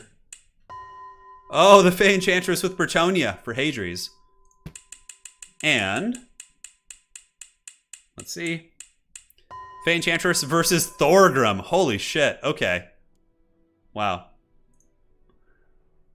Wow. Okay, this is going to be really interesting. Fey for Hadries. Thorgrim for Chitaza. Yeah, all right. This is happening. All right. Oh my god. Anthony says, Legend turn on subscriber-only chat. Oh, that's a good idea, and it gets rid of the bots. You guys are all subscribed to the channel, right? Wouldn't ruin anything. Because I know there's probably people who watch who aren't subscribed. I mean, I watch channels and forget to subscribe sometimes too, so yeah, I don't know. If it becomes a really constant issue, I'll do that, but... Phaetonia versus Dawi, yes. This is going to be fun. We haven't had Bretonia today, yeah. I know, talk about a grindy matchup, huh? Well, Fey Enchantress is good against dwarves. Like, you just get a bunch of trebuchets and, like, you know, foot squires and, like, pull the dwarves apart and use the Fey Enchantress with, like, some paladins to, like, win certain engagements. Yeah. I actually feel like this matchup's, like, pretty even. Maybe even a little bit Bretonia favored if you're, like, in the hands of high-level players. But, like, I think for beginner players, you know, dwarves probably win this more. Put it in subscriber mode, yeah. For Legends, it was also to cut down trolling, which his channel doesn't have that much. Okay, fair play. It also just increased his subscribers. Yeah, there you go. It's clever. That's clever. Flashbacks to my campaign. Oh my god, don't remind me of that one, dude. When I had to like fight those like 45-minute battles against the dwarves. God, just end me. Hey Andy, I appreciate that. If you guys haven't seen my my Fey Enchantress campaign, that had some of the most miserable battles I've ever played in Total War. So for some godforsaken reason, I was like easily steamrolling the campaign, and then the Dwarven Empire declares war on me, and they send like 30 stacks of like Longbeards, Ironbreakers, like, and I just had to like grind them with my shit ass armies. Oh my god, it was like the worst experience. It was funny to watch though. You guys would enjoy it. You know, yeah. So I had to like push the dwarves back to their kingdom while also fighting like 3 other factions. Yeah, that was a fun time. Isn't there rumors Bretonia getting some old world tabletop love? I don't know about any rumors, but I could almost guarantee you that Bretonia will be coming back with the old world. They're one of the most iconic factions. Plus, they share a super close proximity to the Empire. So, like, you know, Games Workshop did show a couple maps, right, of like the old world returning, and Bretonia was there. It showed like King Lewin Orcslayer and like, you know, yeah. So the Bretonia is going to be there. What I think is going to happen with Old World is they're going to have a couple main starting factions. I think they'll have some, you know, new Empire stuff. Bretonia, Kislev, you know, Chaos will get some cool shit. And then they're going to release like a book for every single faction in Warhammer Fantasy. So if you played Tomb Kings back in the day, they're going to have a new book for them. They might not like do new models for them like right away. That might like depend on the success of the game, but I think they're going to have a book for every fantasy army. So like, so only some of them will get new models, but like if you have an old Tomb Kings army, like they'll probably have a book for you and you'll be able to play. Like, I think that's not like out of the realm of possibility, because then even if people don't buy new models, Games Workshop can sell the codexes or the battle tomes or whatever they want to call them for the old factions, you know. So Bretonia will get a book, Tomb Kings will get a book, and that's how they make most of their money on the old world, of course. And then, you know, over time, depending on the popularity of the game, and much like in 40K, you have sales or product lines which are driven by popularity. That's why you see Space Marines nonstop. That same thing will happen. So, for example, if there's like a huge demand for certain factions, like maybe they'll, you know, make a couple new models for some of the other factions, and if they do really well, they'll flesh out the line even more. Yeah, so Ross is saying they have already said that all old armies will be playable. Yeah, there you go. So what I was just rambling about seems to be the case. Hell yeah, Ross. That's what's up. Yeah, I'm gonna play Empire Kislev. I'll probably get, I don't know, maybe a dwarf army too. You get models, you get models. Perhaps it will be, Bowie.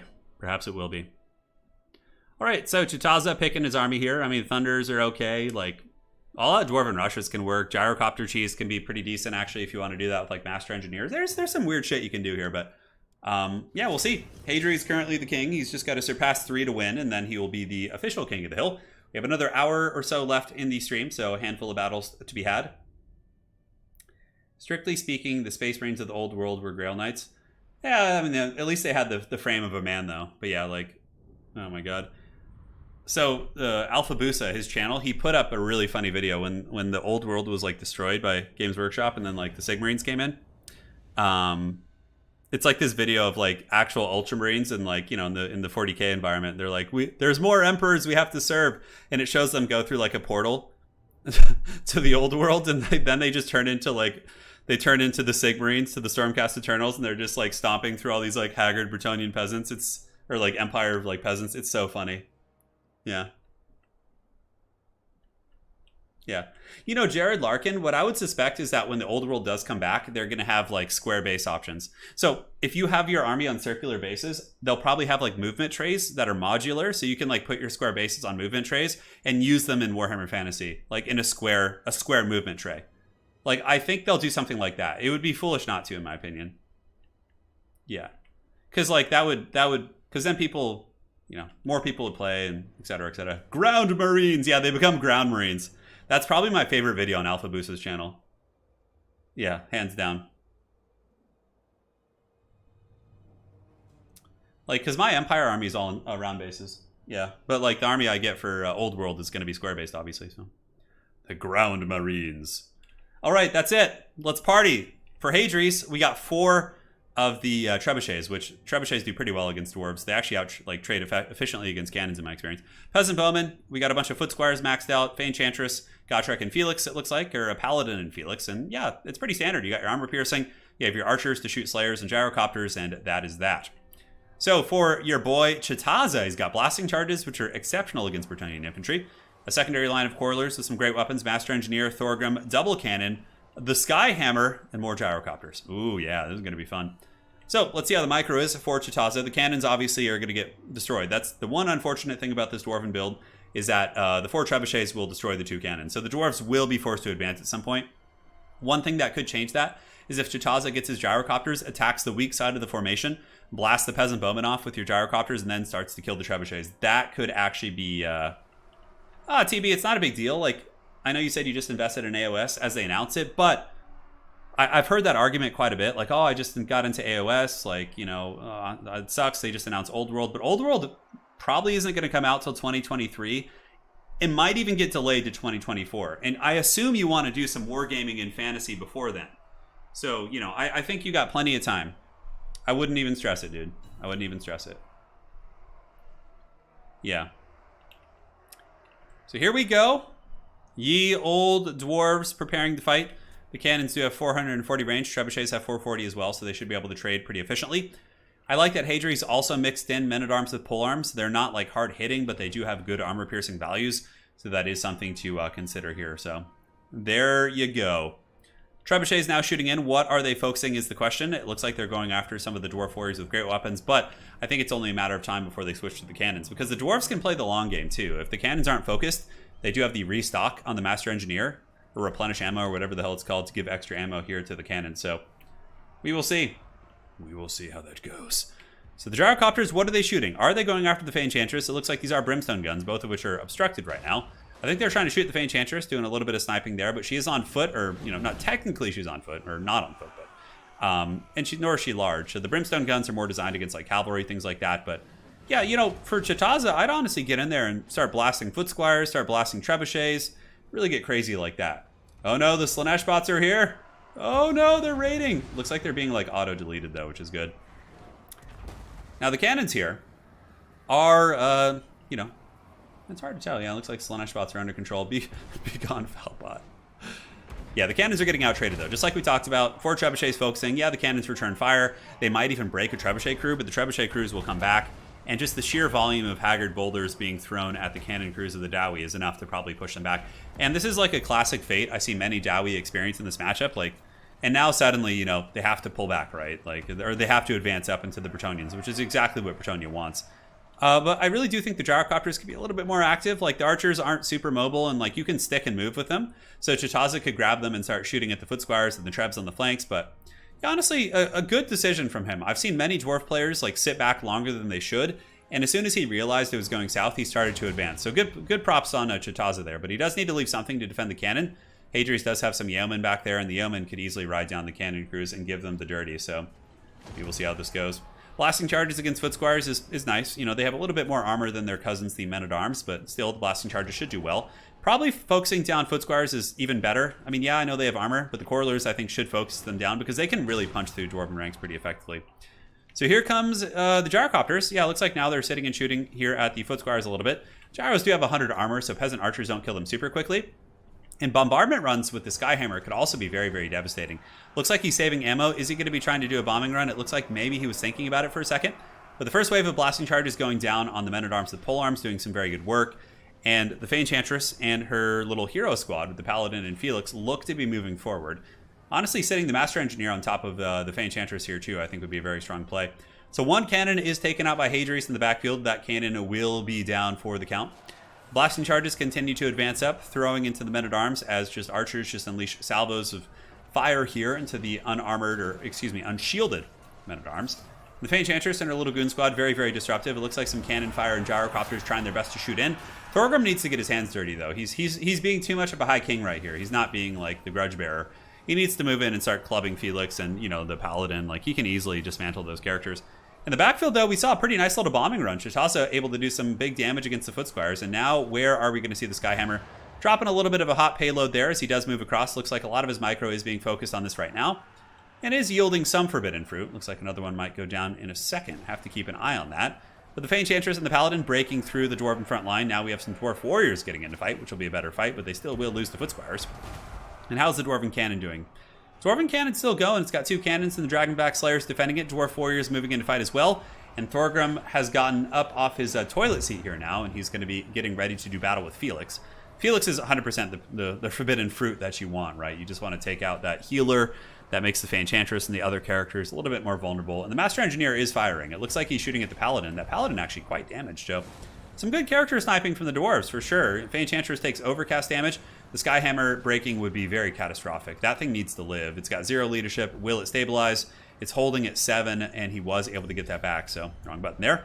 But the Skyhammer has a shit ton of ammo. You want to use its minigun. Use its minigun to, you know, snipe these characters. Thorgrim goes in and lays down the Grudge Hammer right on top of the Paladin. If they do old world Cathay models, rest in peace my wallet. You know, they might. If Cathay is really popular in Total War Warhammer, that's what's like really powerful for GW, is because they can use the metrics from Total War Warhammer's like factions that are played in terms of popularity to kind of dictate how they want to do production. It's like a helpful metric from a marketing and, you know, analysis perspective. So yeah, I mean, I can see Cathay getting models when Old World comes back. Yeah, if they're popular in this game, yeah, absolutely. So here we have the Foot Squires moving in, chasing down Corlers. Very unfortunate for the Dowie. And Balance of Power is still somewhat even because the Fey Enchantress has actually been sniped by the Gyro Bomber. Look at this shit. And Thorgrim might be a little bit of a raid boss. Men-at-Arms with polearms. Oh my god, who would have thought that Men-at-Arms with polearms would be like meta here? Like, their halberds are so good against Thorgrim. Like, the anti-large armor piercing, that is hilarious. I did not even think about that when I was doing the army analysis. It's such an unusual thing. But the Dwarves are definitely getting massacred on many other fronts. Like, you know, most of the infantry are gone. We have a couple Corlers running for the hills. Trebuchets are still blasting. Dragonback Slayer's taking a little bit of focus fire, but Fey Enchantress, I think, might rally back. I don't know if she just got grudged. Yeah, I think she did. And Felix is being focused down by Thorgrim Grudgebearer. Very good game here. I mean, the Dwarves are really behind in terms of, like, army builds, but he's done a good job scrapping and getting back into this game. And now Ariager here. Felix is going to be having a bad time. Gyro Bomber also could get some bombardment runs if it can fly over when, like, Thorgrim is surrounded like this. Yeah, it looks like Fey Enchantress got mowed down by the Gyros. Yeah, I don't see her. Okay, Fey Enchantress did indeed get taken out. That's some crazy shit. A couple Dwarf Warriors moving in for the kill. Here in the back, we have the Master Engineer battling some Foot Squires. And Thorgrim trying his best to finish off Felix. He's moving through all those units, but I think the Dwarves need to use their... Look at that, bombing runs from Chitaza in the backfield against the Peasant Bowman. Oh, that is super clutch. That is super clutch. But Thorgrim getting brought this slow is very problematic, but a bombing run here could be good against all these blobbed men-at-arms. Oh, there it is. Nice. Right on top of those guys. And they all start to waver as soon as that happens. The Grudge Bearer still fighting Felix. He is close to wavering himself. He's at 4 leadership. Felix getting some nice armor-piercing blows with his runed sword, Karagul. And now the Dragonback Slayers are kind of rampaging in the backfield. Master Engineer is still very much functional. And, oh, the dreaded Dwarven Kite is here.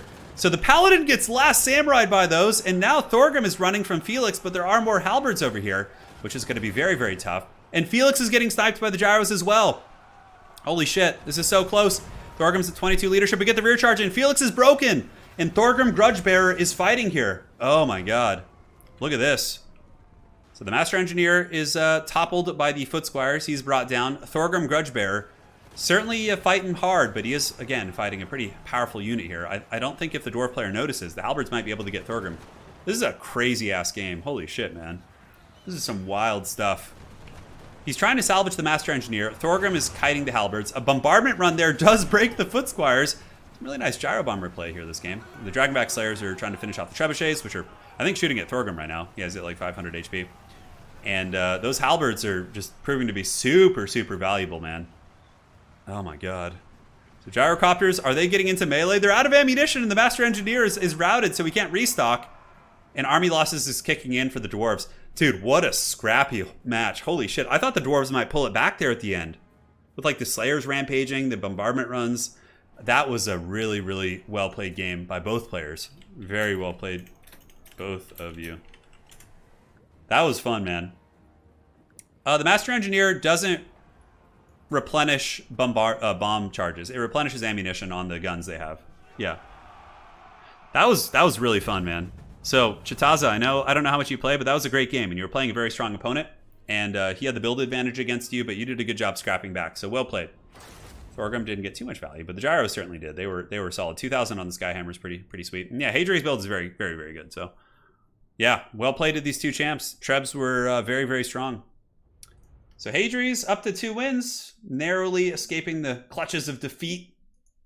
And now he's going to be looking to tie. So the current King of the Hill is rocking 3 wins. So he just needs to surpass that, and then we're good to party. Turin, have you ever considered a Total War tournament where the player makes their army roster beforehand? Yeah, Lore Master of Sotek does that in tabletop tournaments. So I don't want to, steal his idea. I mean, to be completely honest, though, it probably doesn't matter too much. Like, everybody in the Total War community, kind of does things that other people do and use their formats. So, I mean, it's kind of I don't know, something about it, If he, asked me to, maybe. Yeah. All right. So, let's do it. Let's party. Now we're going to be rolling the faction for these 2 fine champions. So Hadri's is going to be getting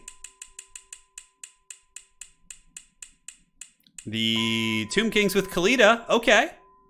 Khalida versus... Who is the foe going to be today? Oh, Khalida versus Ark in the Black. Okay, that's kind of cool. Little mirror match action. Let's see who he's playing against. Holy shit. GG, well played. You played... I'll tell them to use their sub-factions to make it easier to spot the differences. All right, Chitaza, we need to make some room for the next players. This is going to be a fun one. I'm excited. Ark in the Black with crypt ghouls and shit.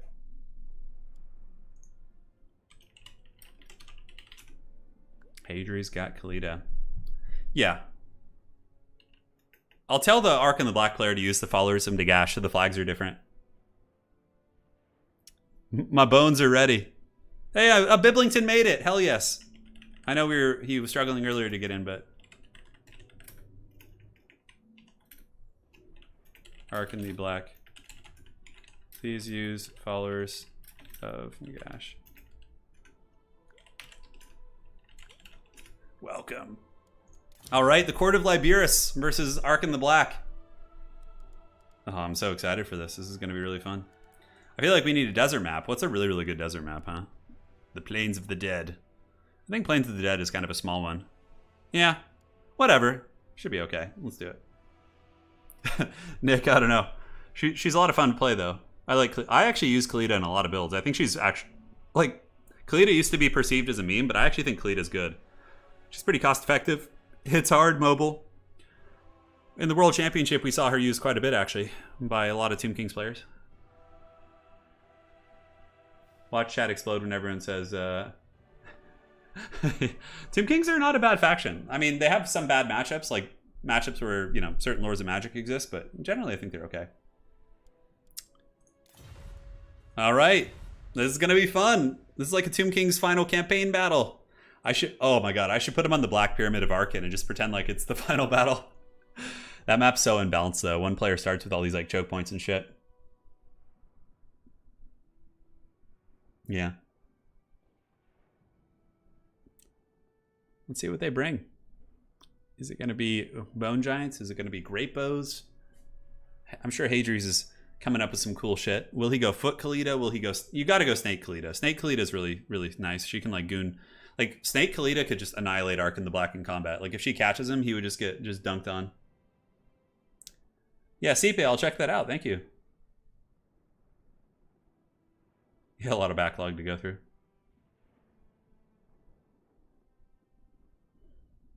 Give me the Duel of Duels. So Ark in the Black has access to Crypt Ghouls. He has access to Hex Wraiths, Fellbats, and I can't remember if they get Dire Wolves. I think they do. Yeah, like the Vampiric Doggos. So there's a couple options here. There are a couple options. Ye old Boner Giants, one of my favorites. Bone Giants against Great Bows. I wonder how that trade would be. Like if someone went triple Great Bow against double Bone Giant, it'd be interesting. I feel like the Bone Giants would lose that trade, especially with Ark and Spirit Leeching. It depends on which side it's from. Although, you know, the Boner Giants, like if you slip up your micro for 1 second and 2 Bone Giants just shaft you in the face, like you can just lose the game. Like if Arkin were to sit still or Kalita and just got like the shafts to the face, then you could just straight up lose. That's kind of the thing about Bone Giants. They're very much like a Wild West unit. Yeah. Yeah, I don't think they're going to rewrite lore for Old World. I think they might like add some new characters, like, and fit them in the lore parameters that exist, which I'd be fine with, like, because that time period isn't nearly as explored as, you know, the current Warhammer Fantasy time period in this game. But I wouldn't mind them adding in new characters as long as they fit the like the, you know, the motifs and patterns and like flavor of the Old World. I'm totally fine with that. Yeah. Yeah, like Bretonnia will have King Lewin Orc Slayer. You'll have Azavar Cool, who will be the Everchosen at the time for the Chaos Armies. Like there'll be new named characters. That might be something they do too. Just like add a bunch of named characters, like individual models for the new factions. So then you can just add them to your old armies. Like I don't know. I wonder how heavy GW is going into it. You know. Yeah, who knows. Street Lion, this indeed is live, brother. You are here. We're having a good-ass time. And now we have a Tomb Kings mirror match, which is you know, pretty unlikely, but at least they didn't get the same Lord. At least they didn't get the same Lord. Tomb Kings Hex Wraiths are worse, unfortunately, are they? Yeah, because you can't invocation them, so that's the problem. I think the one thing that you probably would want to use here would be like maybe a couple Crypt Ghouls. Crypt Ghouls will trade very efficiently versus Skeleton Chaff units. I believe they lose to Tomb Guard, but they can defeat Skeleton Spears and Warriors very easily and get through them fast. But again, they're a little bit vulnerable to like Horsemen and like Chariots, and you know, so there's some give and take here. But I think if anything, we'll see Crypt Ghouls. Yeah. Isn't it post War of Chaos? I don't think so. Alex Cleve. I think it takes place when Azavar, like, they're invading, yeah. So, like, the time period that it's taking place in, the Old World, when it comes back, I think it's like when Teclis is introducing magic to the Empire and, like teaching them magic, and then I think it's going to have, like, the Chaos Invasion, like, the big Chaos Invasion that took place 300 years ago. Is it Magnus the Pious? Is that the guy who, like, fought off that invasion in the lore? It might be him. Or maybe it's after. I'm not sure what they're doing exactly. Maybe some of you guys know a little bit better. They cost more and they have no Realm of Souls. Ooh, that's too bad. The Tomb Guard. Hadri says, 0 spend. Come at me, Tomb Bro. Oh, this is going to be fun.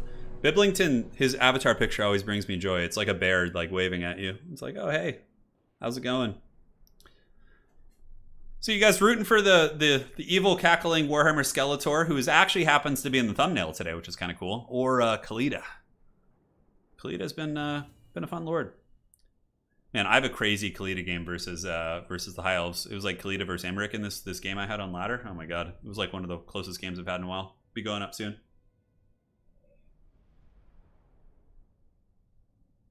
They should just redo the end times. Yeah, you see, I'd actually prefer that. I actually have a Karl Franz model. I'd like to just use it as Karl Franz.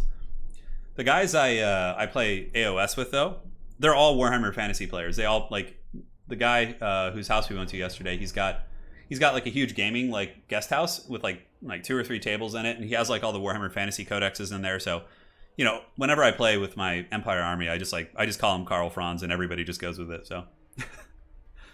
Yeah, Franz was battling Sigvald yesterday. That was quite a duel. Sigvald's really tough to kill in tabletop. He's like got a very low wound count, but he has all these like weird ward saves and is just like a pain in the butt. Oh man, why is my camera like flying around all crazy? Well, hopefully that'll stabilize once the game starts. Come on. There we go. All right. I knew it! I knew Hadri's was going to do this. The double boner giant. Oh, yeah, dude. I'm so excited. I love casting games with Bone Giants. Just like the anticipation and excitement of each shaft launching at you. It's great.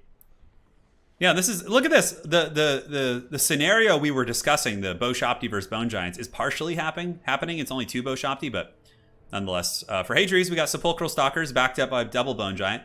Looks like Khalida will probably be using her auras to buff the Bone Giants. And of course, if you have a Bone Giant, having nets and mobility kind of, things to hamper your opponent's mobility is very strong. So, for example, if you net down Arkan on his horse and just shaft him in the face with the Bone Giants, like that feels good. Aside from that, we got Kepra Guard, Tomb Guard Halberds, and a bunch of Skeleton Spearmen, and that's it. So yeah, it's more or less like a Bone Giant box, which is cool. And yeah, with the different flags, it's much easier to do these mirror matches. And for the followers of Nagash, yes, Biblington with the Crypt Ghouls. He's got Dire Wolves, Sepulchral Stalkers, Skeleton Horsemen, Double Bow Shopti, Casket of Souls, which will yield a bit of a Winds of Magic advantage. And also, it does outrange the Bone Giant. So if he does advance, the Casket should be able to shoot the entire game, which is going to be very good against Kepra Guard. Double Bow Shopti, and yeah, we got Tomb Prince plus your boy Arkan the Black. The Skeleton Battle. It is time. Let us know your predictions. Are you a minion of Nagash, a follower of the darkness, or are you here for Khalida? Khalida's all about revenge. That's kind of her thing. Like, whenever you click on her in campaign and multiplayer, she's always like, revenge! Biblington says he has 5 gold that he wasn't able to spend, so perhaps at a major morale-based disadvantage here in the beginning. Yes, give me the shafts. It's going to be great. I think both of them brought Eyes of the Desert. Let's check. No, just basic Sepulchral Stalkers. Direwolves here are kind of interesting. Like, potentially, Bone Giants are pretty terrible at killing shit in melee, so if the Direwolves can get us around on the Bone Giants, that could be pretty annoying. It won't kill them, but it'll tie them down for a long time. I'm curious if Hadri's is going to use the Bone Giants to kill the Great Bows. I feel like you have to. I feel like if you don't kill the Great Bows, then, they'll just take out the Bone Giants in a very efficient manner, so. Khalida does have a buff, the Blessings of Asaph. Let's go ahead and show you guys as she rides her mighty serpent here. Goddamn, Tomb Kings are so cool. If they made a new Tomb Kings model range, I think I might have to play them in tabletop when the Old World comes back. Yeah, reload skill, armor piercing damage. That's pretty good. So what are the Bone Giants going to shoot? Casket of Souls will, of course, begin unleashing right away. Hadri's going to be advancing up. The Court of Liberus is here. The vampires will pay, and there are some vampiric units here. We got the Crypt Ghouls and other scary beasts indeed. But target priority is very important here. Bone Giants, of course, have a fair amount of ammo, but, ammunition usage and efficiency in that regard is very important here. So, the first shot going into Arkan the Black, it does nail him, doesn't do too much damage. It looks like Hadri's going to go for the Lord Snipe. But, Biblington can avoid that by simply just pulling back, right? But, yeah, the Giant Shaft is going after the Casket. Okay, so the Casket of Souls should have been deployed a little bit further back, perhaps. Now the Casket of Souls is being focused. The Shopti Great Bow shooting into Khalida and get some good damage back. Oh, man. The Eyes of the Desert ambushing Arkan. Oh, no, he's going to get popped if he's not careful. Oh! He dodges a lot of those shots. Like that juke at the last second was very, very clutch. Spirit Leech going down on the Eyes of the Desert. They might get one more shot off on Arkan before he gets out of range. They have a very long reload time, which, of course, is fair considering how hard they hit. But Yeah, the Bone Giant's just trying to finish off the casket, which is good for a couple reasons. It does limit the Winds of Magic regeneration, and holy shit, that casket should have been running backwards as soon as it saw Bone Giants. Sitting still like that was tough. Another shaft into the face of that DJ back there, and here it goes, and down you go! The Casket of Souls erupts as it is annihilated by the Bone Giants of the Court of Liberis. So now the Crypt Ghouls are advancing. Arkan the Black is going to be the next target. Shem's Burning Gaze is happening. And the Bone Giant shaft, it does go right through Arkan's face right there. But yeah, man, they need to get aggressive. Ushabti Great Bow is going to be unleashing into the Bone Giant, which is not a bad idea. 2 Ushabti Great Bows should do some good damage, especially if Arkan is just juking the shots. Biblington basically has to get these this character and just run back and forth and back and forth. Arkan, 2100 down to about, 211. Not too bad, honestly. The sniping on Arkan has been, efficient, but not devastating. Yeah, Arkan needs to just kind of really make sure he's juking back and forth. 1 Bone Giant's in a little bit of trouble. This Tim King's army, the followers of Nagash, really need to engage quickly because those giants are just dunking on Arkan. His curse procs, but there was nobody there to see it. It's like the alien slogan, remember? If you scream in space, can anybody hear you? Or nobody can hear you, or whatever. Here comes the Crypt Ghouls, though. This is going to be where the followers of Nagash do have the advantage in this battle. Here we have the angry doggos in the backfield, the dire wolves waiting as the Crypt Ghouls do pile in and prepare to fight some Tomb Guard, which is unfortunate. Tomb Guard will be able to defeat Crypt Ghouls, and Kepler Guard will as well. Sepulchral Stalkers shooting into the Tomb Prince, and Khalida going in, the Serpent Lady. Oh man, you better watch out, Tomb Prince. If Khalida gets all the way through, it looks like she kind of changed her mind and pulled back.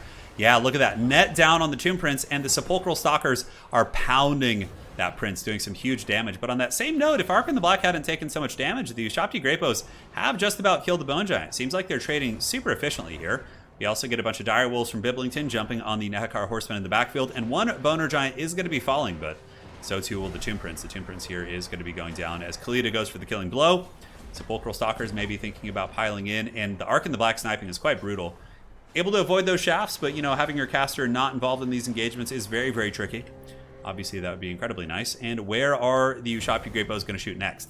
Probably the other Bone Giant. Yep, they're doing that. And the Sepulchral Stalkers, the Eyes of the Desert here, are proving to be invaluable as Khalida fights her fellow snake people. But she's getting the support of her Stalkers, and these ones are just getting dunked on so bad. Look at the firepower coming in. The Bone Giants even lending their stopping power here. Sepulchral Stalkers down to 6 models, crumbling, not going to be terribly impactful. Crypt Ghouls killing Skeleton Spearmen and losing to Tomb Guard pretty decisively, so that's tough. But in the backfield, the Dire Wolves were able to chew on some of the Horsemen here and get some okay damage. So too were the Nehekar Horsemen. But the bounce of power for the first time in the game has really, really noticeably gone into the favor of Khalida. Oh, Arkan takes a giant shaft to the face. He's got 28 HP. The Cackling Necromancer Skeletor is going to be sent to the Shadow Realm as he does fall. Looks like his horse kind of misstepped there and he just face planted into the desert. He's like, screw this shit, Khalida. Screw you. So a couple Crypt Ghouls left, but it seemed that the double Boner Giant build was a little bit more effective overall. The casket dying, the characters being sniped, a lot of efficiency here from the Bone Giants, who I would imagine accrued some big value. Bone Giants are so goddamn cool. Like, man, if they had a good Bone Giant model, I would be all over that. That is so rad. So here we have the Skeleton Horsemen and company getting in there, causing problems, and High Queen Khalida finishing off the last of the Crypt Ghouls. The Tomb Guard infantry holding quite valiantly, able to dominate the Crypt Ghouls here. And yeah, there's a fair amount of skirmish cavalry and whatnot, but there's just no way. The Ushabti Great Bows were huge this game, though. They were really, really big. Able to kill 2 Bone Giants outright for 2,200 gold for the Ushabti Great Bows, killing, quite a bit. Bone Giants are not cheap, so I think, what are they, like 1,600 or something? So yeah, they really traded upward, but so many other elements of the army did not. Crypt Ghouls are down. These ones are crumbling. Army losses should be kicking in soon. The Bone Giant does fall. But I guess there's still some stuff for the followers from Nagash. Horsemen moving into fight, but it's just going to be a disaster. Like, you have Nehekar Horsemen moving into fight, Sepulchral Stalkers and Khalida. And it looks like there's going to be a new Ushabti summon going down, which was pretty much just going to be delaying the inevitable. That is the followers of Nagash using that. And the Houndos are doing good. I mean, Biblington is having a really good scrap, despite having a lot of disastrous things happen this game. He's scrapped well. I mean, he's gotten his Hounds in. He's sniping this Lich Priest. His Ushabti Great Bow were doing some really, really good damage, but overall, I mean, there's Tomb Guard Halberds back here. There's like Tomb Guard here that are almost at their full model count. And yeah, the Bow Shopti are just going to get army lost here. Well played. Hadri's has officially tied. We have a 3-way tie for the King of the Hill between Dactyr, Chosen One, and Hadri's. So if Hadri's wins this next game, guys, he's going to win the stream. He is going to win the stream because we wouldn't have enough time left for somebody else to catch him. But if Hadri's loses this next game, then it will be a 3-way tie in today's King of the Hill, and we will go on to close out our stream in the FFA, which we're going to do regardless. So, look at that. 1,000 and 1,300 value on the Boner Giants, 2,100 on the Stalkers, and yeah, the Tomb Guard Infantry did well. They just didn't die. Ushapti Grapos, look how money they were, though. Holy shit. 2,000. Oh no, the Foul Slanesh bots. Here, let me promote. I got you, Ice Power. Let's add you as a moderator so you can karate chop them. All right, and put users in timeout. Okay, I'm just dealing with the Slanesh bots real quick, guys. Just give me a second. Unwanted commercial spam. All right, hopefully that'll do the trick. So now we are going to update the score. Oh yeah, we could do a tiebreak in the FFA. Yeah, okay. Okay. Here's the plan. If Hadri's loses this, we're going to do an FFA with all the people who are tied. If they're still here. If they're not, then we can't do that. But that's actually a pretty fun idea. I dig it. I dig it. So we have Ice Power versus Hadri's. And we will do the... what map do we want to do? We'll just do one of the Karak maps. They're always pretty good. Karak Bafdar. The Bone Daddies were too strong. All right, so let's go ahead and roll. This is going to be for Hadri's. Hadri's will get... Watch it be Skaven. The Rats. The Empire with Karl Franz! Yes, Sigmar bless. Sigmar bless. And now we're going to roll here for Ice Power Total War. The Emperor, he is here. And the Beastmen with Khazrak. Oh, this is great. This is like super, super fun match here. Okay, let's do it. All right, so 1 second, guys. Let me switch back. Karl Franz for Hadri's. Khazrak for Ice. Only one OP chariot. Look, have fun.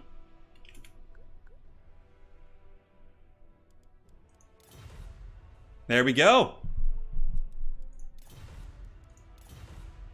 Should be good. Chitaza, yeah, you were able to join though, weren't you? Yeah, I'll add you on Steam. If you add me on Steam, I'll get you. I'll get to you after the stream. My friends list is full, so I have to filter through some stuff. But yeah.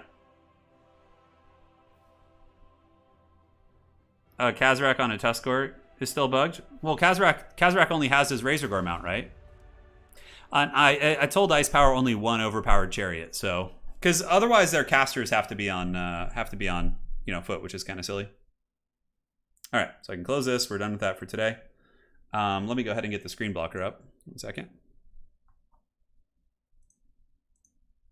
Well, Wookiee's here. I'm just gonna like check the armies to make sure.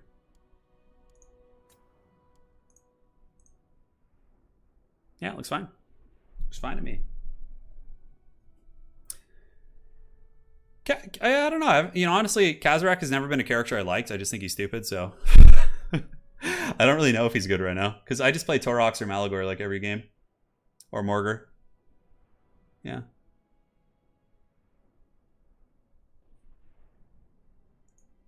Looks good to me. Looks good to me.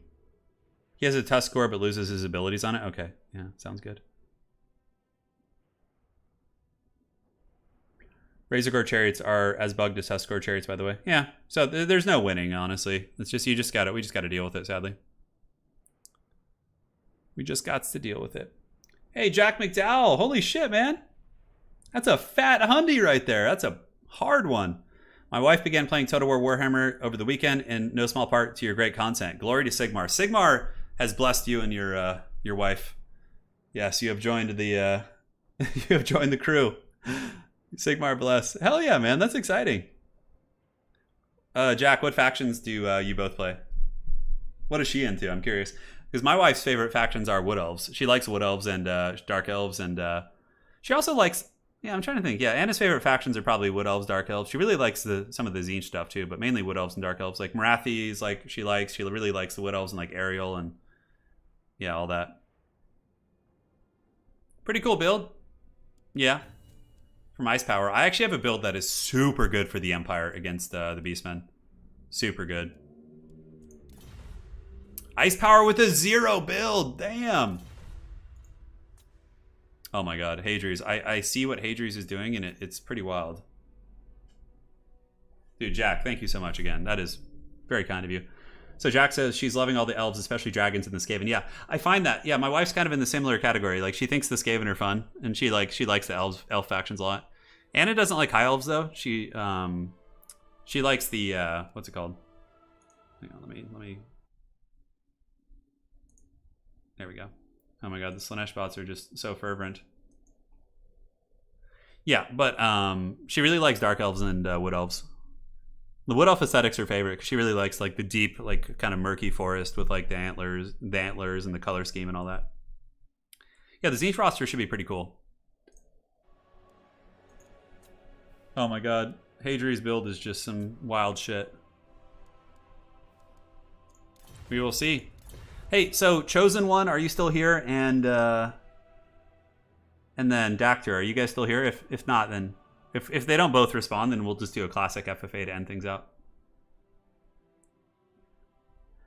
The guy I played tabletop with yesterday, one of the guys I played 3 games in total.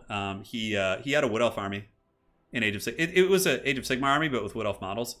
The Living City and the Cities of Sigmar book. And he had like really nicely painted Wildwood Rangers, and like his lords were cool, and it was really, really badass.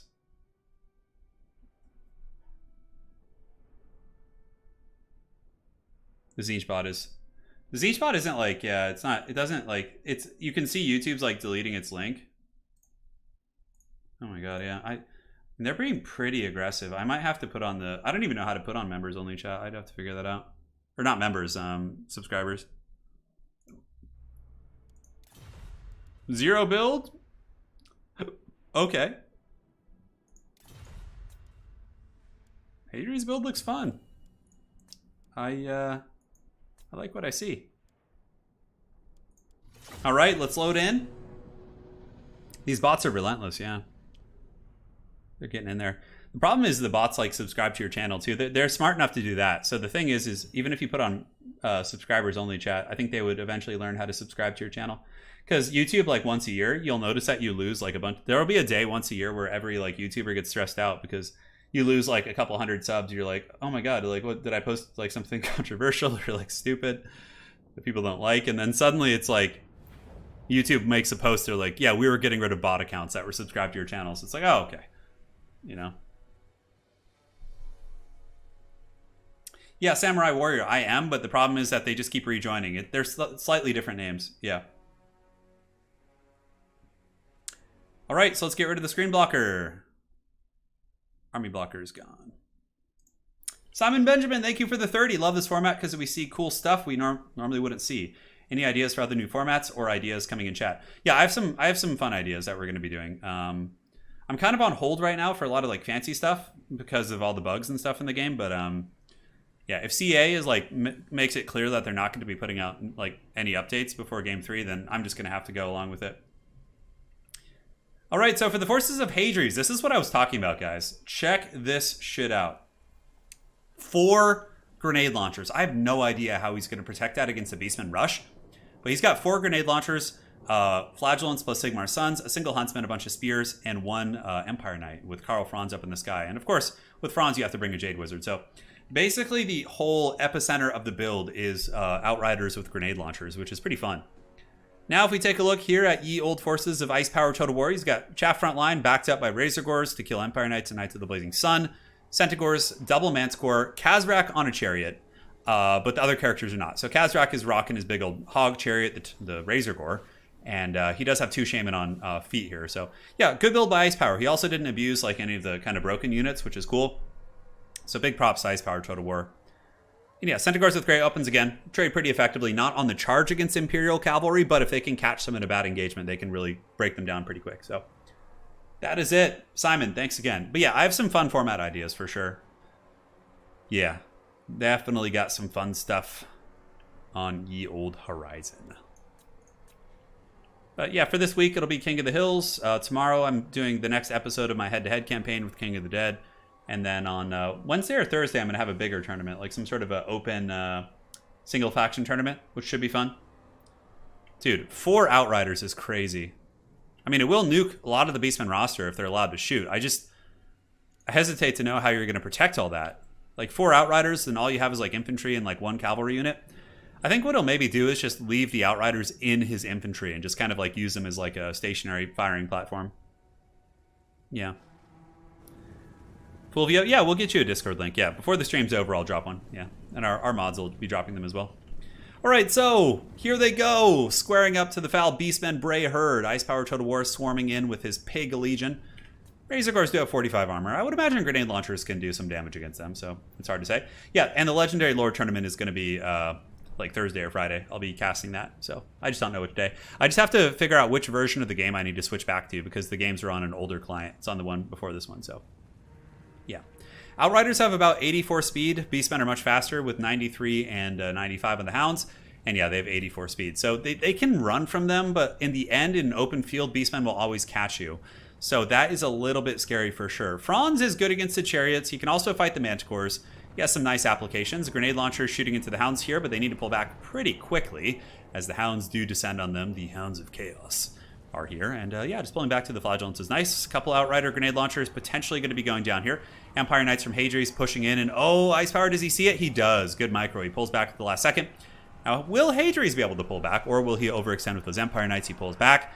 So both players showing some solid micro for sure, but these Flagellants need to make sure they don't overchase, because now there's a giant gaping opening here in this Imperial army. Yes, we do get the Chariots from Kazrak, the One-Eye, moving in against the Flagellants, and Hadri's moving over with Karl Franz, who might be a little bit out of position as those brave Sigmarites do just get absolutely cut to pieces. Now, what will the grenade launchers do here? Are they going to be able to actually hurt these guys? Shoot into the Centaurs? Yeah, they're doing some good work. Reichel and Runefang and Stand Your Ground is active, and the Imperial forces have now engaged on all fronts. Some of the Hounds a little bit beat up, but the grenade launchers seem to be doing okay against Centaurs. Some of the Centaurs are kind of bleeding through, though, which is a problem. And, oh no, Franz is getting gooned! Kazrak, the One-Eye, and the double Manticores are swarming him on all fronts. I mean, that is so much damage. Franz needs an overcasted, like, regrowth right now. I guess the idea is to, like, let Franz be the tank and just take that beating and then grenade launch everything, but grenade launchers won't do anything against SEMs. So that might be a rather quick game here with Ice Power Total War perhaps claiming victory as Franz does get gooned. And yeah, the Emperor certainly had a short day at the office, and I think that's going to be a very quick, decisive battle. I think the grenade launchers were an extremely, he was probably memeing a little bit, but they just couldn't do anything. This Beastman army didn't have good targets. Like, you need Pistoliers, you need Outriders to kill Manticores and, like, Chariots, and yeah, that is pretty rough indeed. There goes the Traderkin overcasted. Yeah. We're talking about the SEM ones. These ones are limited to 2 in most rules. Just explaining to Hadri's here. Yeah. Wasn't even the Chariots that killed Franz there, though. That was, I mean, Kazrak did some good damage, but it was the Manticores plus Kazrak plus, like, you know, the Centaurs with great weapons, so yeah. No problem. A valiant attempt. The grenade launchers tried their hardest, but they just, like, yeah, I think one grenade launcher against Beastmen is an idea, but that was just not the way. Yeah. So I think Empire has some good builds against Beastmen, just you know, a lot more mobility. So like War Wagons, Pistolier spam, mobility, like stuff like that. So all right. GG, well played. GG, well played. All right, so we have a 3-way tie. Let me see here. Hadri's gonna do a tie FFA for the 3-way tie. We'll invite, we'll play dice. Okay, so let me go ahead and see. He is down. I'm gonna rehost real quick, so I need to just do this. Give me a minute. Hang tight. And Hadri's, yeah, Hadri's just wanted to play the FFA.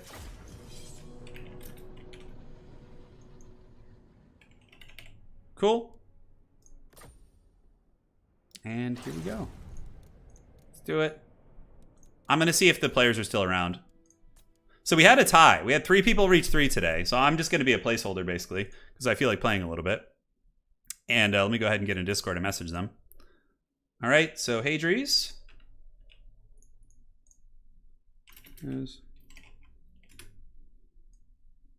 See if Dactor is in there.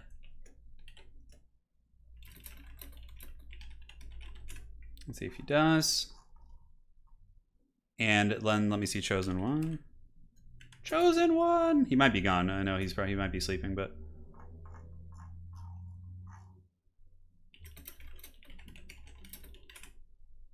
Cool. We're getting there. We are getting there indeed. So I can just probably invite them here as well. So hard to find it. All right, so switching back to the FFA lobby, we're going to get this going in just a second. And we got Dactor in here, so Dactor is indeed around. And we can hide the current settings now because it's not necessary. Hadries will be joining shortly. I don't know if Chosen One is still free. Hopefully he is. And we can see who the Dark Lord is going to be. Okay, now we just need Chosen One.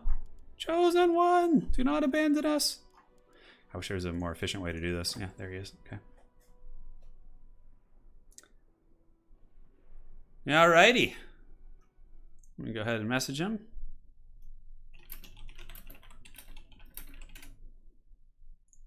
Perfect. Let's see if he's still up.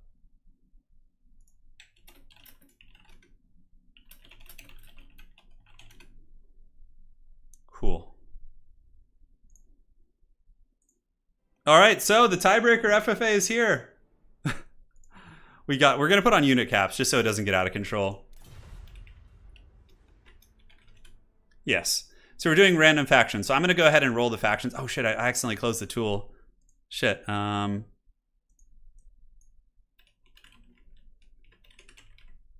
on, I gotta find that again. God damn it. God damn it, Bobby. There it is. Cool. There's a recently closed tab. That's some fancy shit. All right. I am picking your factions and lords. We got to keep it in character here, you know? Will the FFA be random? Oh, you know it is. You know it is. Ricky, of course I notice you, man. Hope you're doing good. Yeah. Doing great, man. Okay, so the tool is loading, and then in just a second, I will pick the players' factions. Should be good. This is the grand finale of today's stream. Thanks again for joining, everyone. We're having a good time. Select bracket, and then one. Great. Tools, and... All right. So let's go ahead and do this. We got to move that out of the way. Sorry. Cool. So this is going to be, let me go ahead and see, from left to right. Okay, so roll faction. So Dark Elves with Lokir Fellheart. Shit, I need to like write this down somewhere. Lokir Hadries.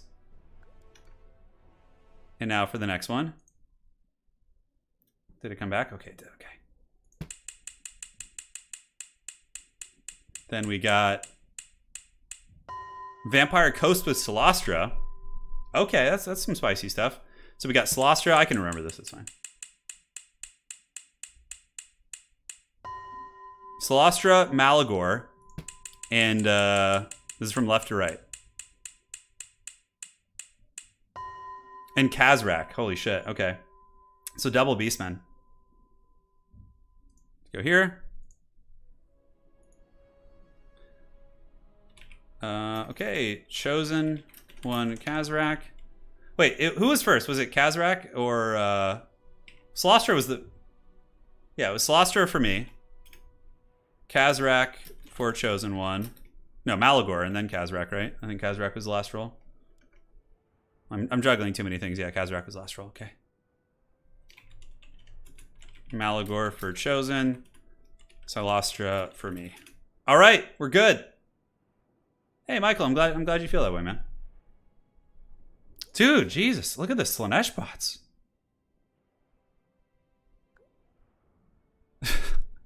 The dreaded Beastmen duel.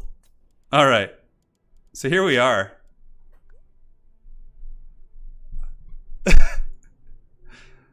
Doctor says, I hope nobody gets Beastman. Me to Chosen One in chat right now. Oh, that's so funny. Well, one of you is Kazrak. Yeah, okay. Cool. So I'm going to go the Drowned. Okay, where are the Drowned at?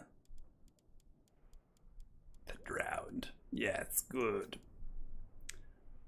I was wondering if casual campaign player can join. Yeah, of course. The tournaments are open to anyone, yeah. The King of the Hill is like first come, first serve, basically. So it's like who gets to the lobby first. But yeah, absolutely. Let me just add this army blocker. So my army is a little bit of a surprise.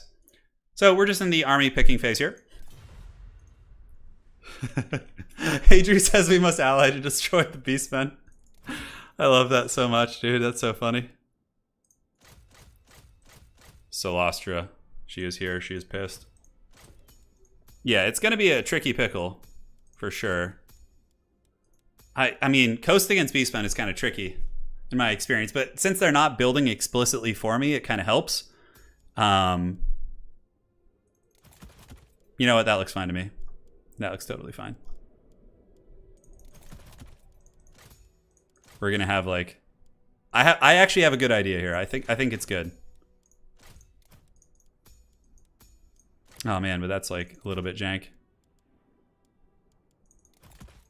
Okay. God, my army is so goddamn expensive, guys. This is rough. This is really rough. Oh God. This is tricky. This is tricky. Samuel Christensen thinking of retrying the generic lore tournament. Yeah, I could do that. That'd be fun.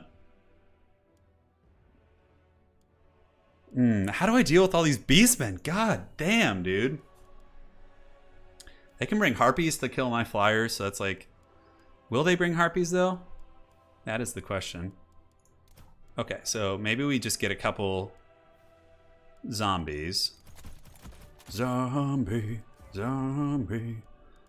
What's in your head? In your head, zombie. Then do we get a couple of you guys? Maybe. Yes, good, Anakin, good. Yeah, what? You know what? Like, I don't think it's gonna get much better than this, to be honest. Let's put you here. You're here. Get some bat people, some bat things. I don't have enough to afford that. The dreaded Brayherd is just gonna like just run me the hell over. I can feel it in my bones. You know what? Let's get no. That's just shit. Let's do this and this. Okay. All right. Wish us luck. The legendary lore tournament? No, it's already finished. So I'm gonna be casting the finals this week before I leave. Yeah. We got some undead units. You guys are gonna like it. You more or less know what's happening, but yeah. So we got two beastmen in here. Hadries and I I don't know. I don't want to fight Druki anyways. I mean, I feel like my build would suck against Dark Elves, so. Channeled the spirits of Fred Durst to make their biscuits limp. That's good. Yeah, little Limp Bizkit action. I have some very cringy memories of like when I was like in like 8th grade, like jamming to some Limp Bizkit and thinking I was so cool. Yeah. I never like went all in and had like the red hat and all that business, but yeah, no, it was some cringe. 8th grade was really about Linkin Park for me. Yeah, I really liked Linkin Park in 8th grade. What else was I jamming to back then? Yeah, Linkin Park. A lot of that, you know, new metal crap, right? Like that was what the jam was back then. All right, so this is to decide who wins the King of the Hill. So if I manage to win, which is not likely, considering there's two beastmen here, then, you know, the second place guy will win the stream. So my idea against the Brayherd is to get in a narrow choke like this and just sit there with my Colossus and shoot shit. That is like the game plan. So we're just gonna do this. We got Colossus, we got Solastra on her crab, Gunnery White plus Vampire Caster, because we need healing. And a single bomber here as well. And the Gunnery White should be in the squad as well. I'm just gonna get like popped by like a Traderkin though, probably. That's what's gonna happen. 3 and then 4. So in case there are Harpies, I wanted a lot of Fellbats, like so they could like fight while getting Overwatch support, you know? The Nurgling has been moved from the screen. Oh man, Hybrid Theory from Linkin Park was a really fun album. So across from me, I have Hadries. We have the Pirates Code. Remember the Pirates Code? Oh my god. Yeah, whatever he brings will do better than the Sigmarite Ogres. Oh my god, the Ogre build I brought that last time was just such dog shit. Yeah. I saw a 40-year-old dude in zipper pants, eyebrow piercings, and a fedora today, and he's a grocery store stopping. Was he listening to Limp Bizkit? Is that the point of your story? In LA, like sites like that are pretty common, so yeah, let's see. Yes, the Colossus with extra powder. Double Colossus is like my favorite shit. And in Falcon's banner, and the banner rules that Falcon is managing now, it's actually legal in tournaments, so this build would technically be a legal build, I think. Yeah, just pretty rad. Oh my god, why did everyone Vanguard? I knew that was gonna happen. I knew it. I'm so glad my build is good for this. Look at the 2 beastmen wanted to feast on my soul. Look at this shit. And then and now they're paying the price. All right, so let's go ahead and like form a choke here. Oh, I love that, this beastman karma. This is what they get for wanting to feast on my coast. They wanted it so bad. All right, now I'm just gonna sit here and shoot. Holy shit, look at the points the beastmen are getting though. That's some crazy shit. Okay, so let's get the bats over here to start shooting these guys and shooting these guys. Get the bats going there. Yeah, I'm just gonna sit with my Colossus and enjoy my life. This is great. All right, what targets do I have? Yeah, we got some Centaurs here. Got some here. Gunnery White can set up. All right, let's move. Let's move in a groove. Shoot into the big mass there. Are these some hounds? Yeah, look at that. I think there's like no way I can win on points though, because like they're just getting so many points right now, which is insane. All right, Sloster's gonna do this. Just kind of tank into them. We'll get the bomber units to hopefully stand and deliver. Are these broken Centaurs? They are, but we can actually pick some off, which is fun. All right, so the Colossus are shooting. Our pistols are shooting. We're getting points. Hadries and I are just like, these 2 massive herds in front of us. Yes, good. Break them, Anakin. Fellbats can just kind of chill in the shadows. And how are we doing? Oh, that's nice. Yeah, we just got a ton of points shooting into these guys here. Yeah, that's the stuff. All right, so we can get 1 Fellbat to chase here. Is anything behind me is the question. Oh my god, look at Malagor flying over here. Let's go get him with a couple Fellbats, actually. Malagor wants a piece, huh? You better be careful. If he comes closer, I'm going to shoot him. But right now, I think just shooting the Beastman mobility is the way. Get some extra powder. Let's go ahead and drop it. Looks like a Traderkin going down. It's just on zombies, so we don't give a shit. It's fine. Oh shit, I kind of forgot about these guys a little bit. Don't want to get Sloster too close. Colossus are slightly line of sighted, so yeah. Dactor's a little bit scary here. I might just not have enough points. I might be last man standing, but okay, let's move up and bombard these guys. The Colossus might need to move up on this hill here. So let's take our army and move it over there. I'm in a rock hard last place at the moment, which is fun. Bombers can hopefully do their thing here. And let's pull the Fellbats into support, move some Halberds up as well. Yeah, now the Colossus are able to shoot, which is nice. And be gone, spawns of darkness. So Hadri's able to clean up, because obviously the Beastmen were, you know, sandwiched on each other. Yep, just keep shooting them. Just get those Centaurs, man. My Flyers are doing good work, too. Let's see if we can, like, finish off this Chariot here. Sloster, get in there and go help. Fellbats coming in. Let's actually swamp these Razor Gors or Tuskor Chariots with the bats. Nice. Colossus now have a good high ground position, so we can start shooting. We might need to start thinking about Hadries. The Pirates Code. You know, we are pirates after all, so maybe those Harpies are pretty tightly packed. All right, so we got that Chariot. Let's have one of them chase them off. Am I being flanked by anything? It doesn't look like it. Okay. That's fine. The Gunnery White, he's got a lot of ammo too. We could actually move him up on this hill here. The Brayherd might come in and fight, but that's why I'm saving Sloster as a crab summon. She needs to drop that goodness. Let's pull our gun bats back. Haven't really had to use any magic yet, honestly. I'm just kind of saving it for crucial points. Harpies are starting to take some work, so we're getting that damage in. Versus them. Yeah, because Harpies will kill my gun bat, so I figured, like, you know, I should probably focus on them. The Beastmen here are definitely swarming pretty aggressively. You better watch out, dude. Malagor's getting a little bit too close for comfort, so let's go ahead and shoot him a little bit. If we can. Keep the army together. Chasing down those Beastmen units. Okay, now we got to start defending ourselves. We can't shoot over there into that fight too much, because they're still kind of skirmishing a bit, so... Yeah, let's just get rid of the mobility. Keep Slauster close. Keep the bombers up. Lokir Felhart, though. What a champ. He's definitely champing it out. He's trying to go after my bats? I'm not sure what he's doing. Interesting. Okay, we got a couple chariots over there. Maybe we can go bat those things off. Okay, so he's running around me here. I think... What do the Druki have against me that's very strong? A lot of chariots. Can try and get that sorceress real quick. Lokir's taking some pot shots, which is nice. And Celestra could go probably finish off this little goon squad here. So let's send one bat in, see if we could break. We're not going to commit both. And see if that one bat can break that one chariot. Yeah. Did we get the caster? We did not. So there's chariots, which are, again, a little bit of a problem. Thankfully, they're busy fighting the Beastmen. Another Traderkin going down from your boy Malagor. Sloster's going to go just hunt some beasts here. So let's see if we can head these guys off. Yeah, the bats are doing good, actually. They're going to die, but it's fine.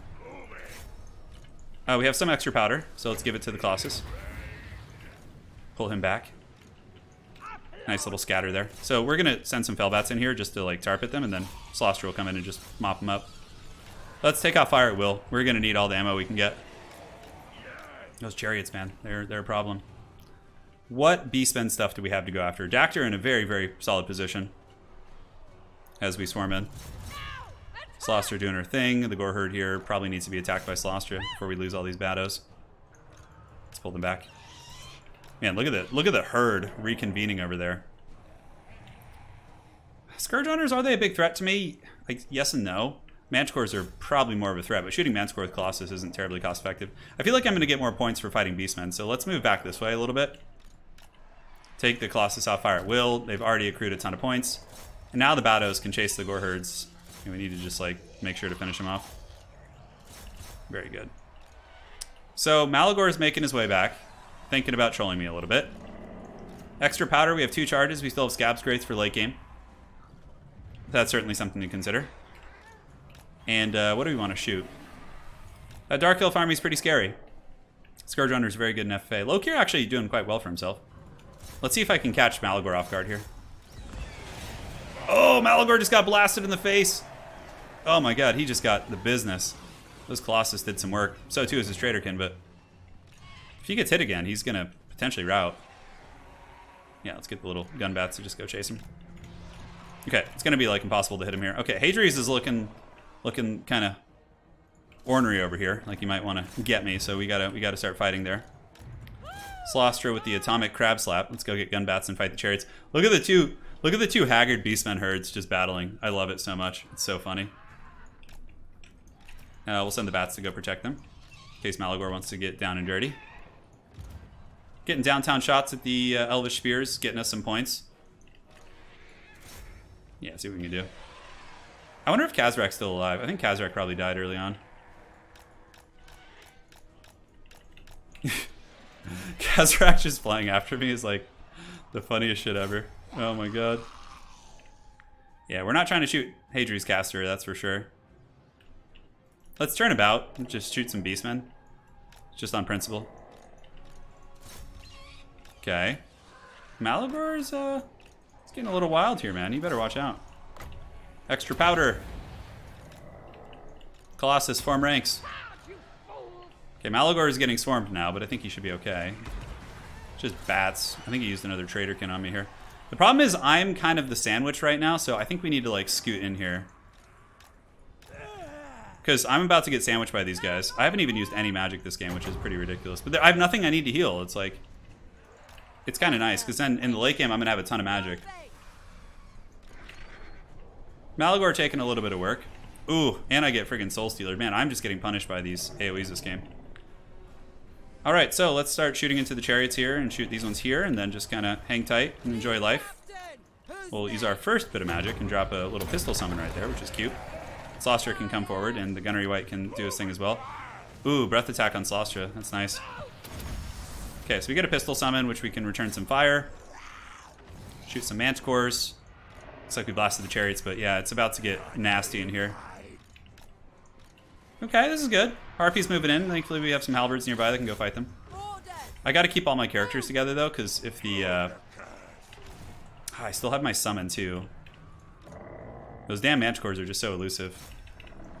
Oh, God, look at the Scourge Hunters. Good thing I have Invocations, jeez. Alright, so he's coming in for the kill. He looked like he thought about it. At the very least, yeah. Alright, keep blasting those chariots down. One and one on this one. We're gonna have to use an invo here. I'll just use single target, no need to use AoE. The Bray Herd is moving in. And yeah, we're returning fire okay. The chariots are definitely getting hammered. And the Gunnery Wight can just, you know, shoot whoever. Which Colossus is almost empty? This one. Alright, so we'll throw some value in it. Alright, let's focus here. The Tuskor chariots are causing some problems, but we have halberds here. Holy shit, this is like the vampiric last stand. Malagor just flying around cackling like the pigeon he is. Do I have any extra powder? No, I don't. Okay. Got Scab's Grates though. Scab's Grates will be good here. Yep, just like that. Yes, give me the Spearman. Good. Good. Oh god, that Manticore Goon Squad is super scary. I gotta put some respect on that thing's name. Alright, so let's move in. Fight in melee. Fight in melee. Song of Enthrallment. And now we use the Damn Knights Errant to try and pin them in and kill them. Am I gonna be able to get them though? Okay, we rampage one Manticore. Yeah, perfect. Come on, come on. Get the other one. Get the other one. Don't let it escape. Okay, we got one Manti. The other one is rampaged. Perfect. Perfect, perfect, perfect. Let's get in there and bully and melee with these guys. I'm like being attacked on two sides here. This is just such a meme. Alright, that was super clutch. Although the breath attack on Slostra is very nasty. We need to heal her again. Okay, I think he's out of ammo more or less. One Manticore is down for the count. Malagor looks like he wants some of that too. I can't quite kill the other Manticore. That one should be a non-factor though. Oh my god, Lokir's coming in too? Jesus. Okay, so let's get everyone going after Lokir. The character's moving in on Lokir as well. Do I have any taunts or supporting abilities? Not at the moment. Slostra's just gonna have to do it the old-fashioned way. Those knights are doing great though, just trapping that unit. Okay, I got some summons though. We can definitely drop some summons. So what we do is we drop a pistol summon back here, and then turn around and shoot Lokir. Our zombies are holding. Looks like the beastmen are having a final battle. A little bit of lag, unfortunately. Let's see. Hey, Drew says parlay. Okay, let's see if we can get Slostra out. These guys need to turn in guard mode and start shooting here. Characters just keep going after Lokir, but oh, he's so strong. Get that Manticore, Slostra. One more hit, come on. Crab slap it. Oh. Okay, the Gunnery Wight's still here. We have a Scab's Graith coming up soon. Hopefully we can get him. Oh, how did he get back up in the air? What? How did he do that? Oh, he used the terrain. Yeah, there's that bug with terrain. It's fine. It makes him a little bit of a better target for us anyways.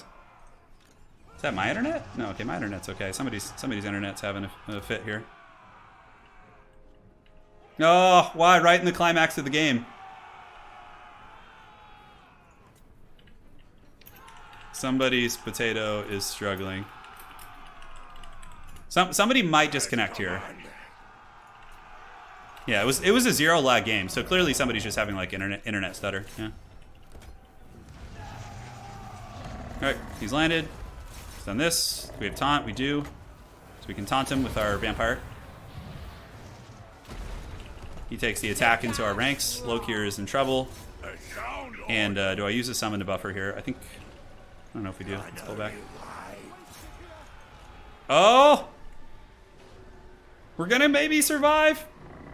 King of the Dead has joined the lobby. The fact that the beastmen deployed on top of each other gave us some good shit. Oh my god. Oh, we held! Slostra made a valiant sacrifice for her people. Now we just have to deal with the beastmen. Yeah, what's left of them. Keep shooting your long rifle there.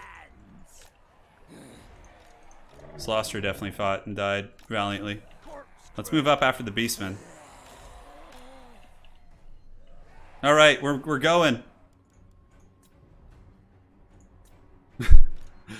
we got the. Hadri's is still more or less winning because he's in terms of the overall today like event, because he's if he gets second, he wins the stream. Adactor is gone. Hadri's will get some chariots back. Just have you shooting there. Let's get you guys just marching forward. Malagor is using the terrain to juke me, which is smart. You know, it's actually cool that I saved so much friggin' wins, though, because in the end, that's quite nice. Malagor must have some crazy value. Only 1,400, actually, not that much. I assumed his Traderkins would have done more than that. Oh, God. I knew I should have finished him. Oh, the Manticores. Okay, pile in, fight it. Let's go. Taunt that thing. Taunt it. Gunnery White, move in. Oh. Hadri's with the second wind, but Malagor with the Traderkin. Come on, get him. Finish that foul beast. I got a couple halberds back here. That's like my last hold. Drop a pistol summon. I mean, I want to save it for when they have to fight me, you know? We'll drop a big invo right here. I'm going to wait for the zombies to die so it hits all the right units. Yeah, there we go. So that'll hit everything. Please don't heal them. Okay, good. It prioritized the right targets. Invocation's up. Move in. Save the wins for another invo because I'm not really that close to my healing cap. Scab scrape the beasts. That'll do some nice damage against the light armor. Oh, yeah. Look at that. Tore right through them. Malagor's landed. Okay. Do I have a taunt? I don't. So Malagor is going to be a little bit of a problem, but I think we can get him here. The Gunnery White can shoot him on the retreat, too. Oh, boy! Get him! Yes, with the stomp. Yes, the coast has survived. All right, we got chariots moving in, too. Do we have extra powder or anything? We don't. Let's do this. I do have this summon, which will be very clutch, actually. Although it looks like I got knocked over, so we didn't cast it. That's too bad. And the summon will be going off in a second. The taunt's on you. Now we have a pistol summon, so the pistols can go shoot out there and put them in guard mode so they actually do shoot. Blast her! Blast her! Come on, Colossus, get those big cannons going! Oh, yeah, buddy. Let's go. So let's see who actually won today's stream. I think Hadri's wins. Yep, so Hadri's and the Blessed Dread will win the FFA stream. But Slostra kind of got beaten down. Colossus, though, crazy. 3,200 and 3,000 value. Let's see what got the most value in the whole game. It's my favorite thing about that FFA is the two Beastmen had such a hard-on to just farm shitty-ass coast that they ended up killing each other. Oh my god, that's so funny. Like, either of those Beastmen armies would have been a nightmare, but since they, like, the greed, you know? Oh, it's so funny. Lokir did pretty good, 2,500. Yeah. Let's see what else. Scourge Runners all did really good. Manticores did fine. For Dactyr, Kazrak kind of got shut down a little bit. Probably Centaurs was, did fine. Tuskors, yeah. Malagor 15. Dude, that's so funny. Well, the only reason I survived the sandwiching is because I had the choke. If I was in open field, it would have been much different. Yeah. We both played Pirates.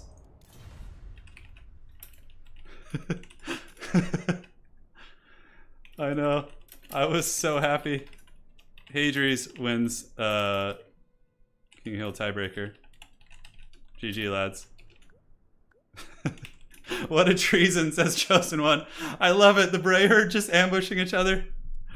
Oh, so congrats to the Hadri's for winning the tiebreaker for the FFA.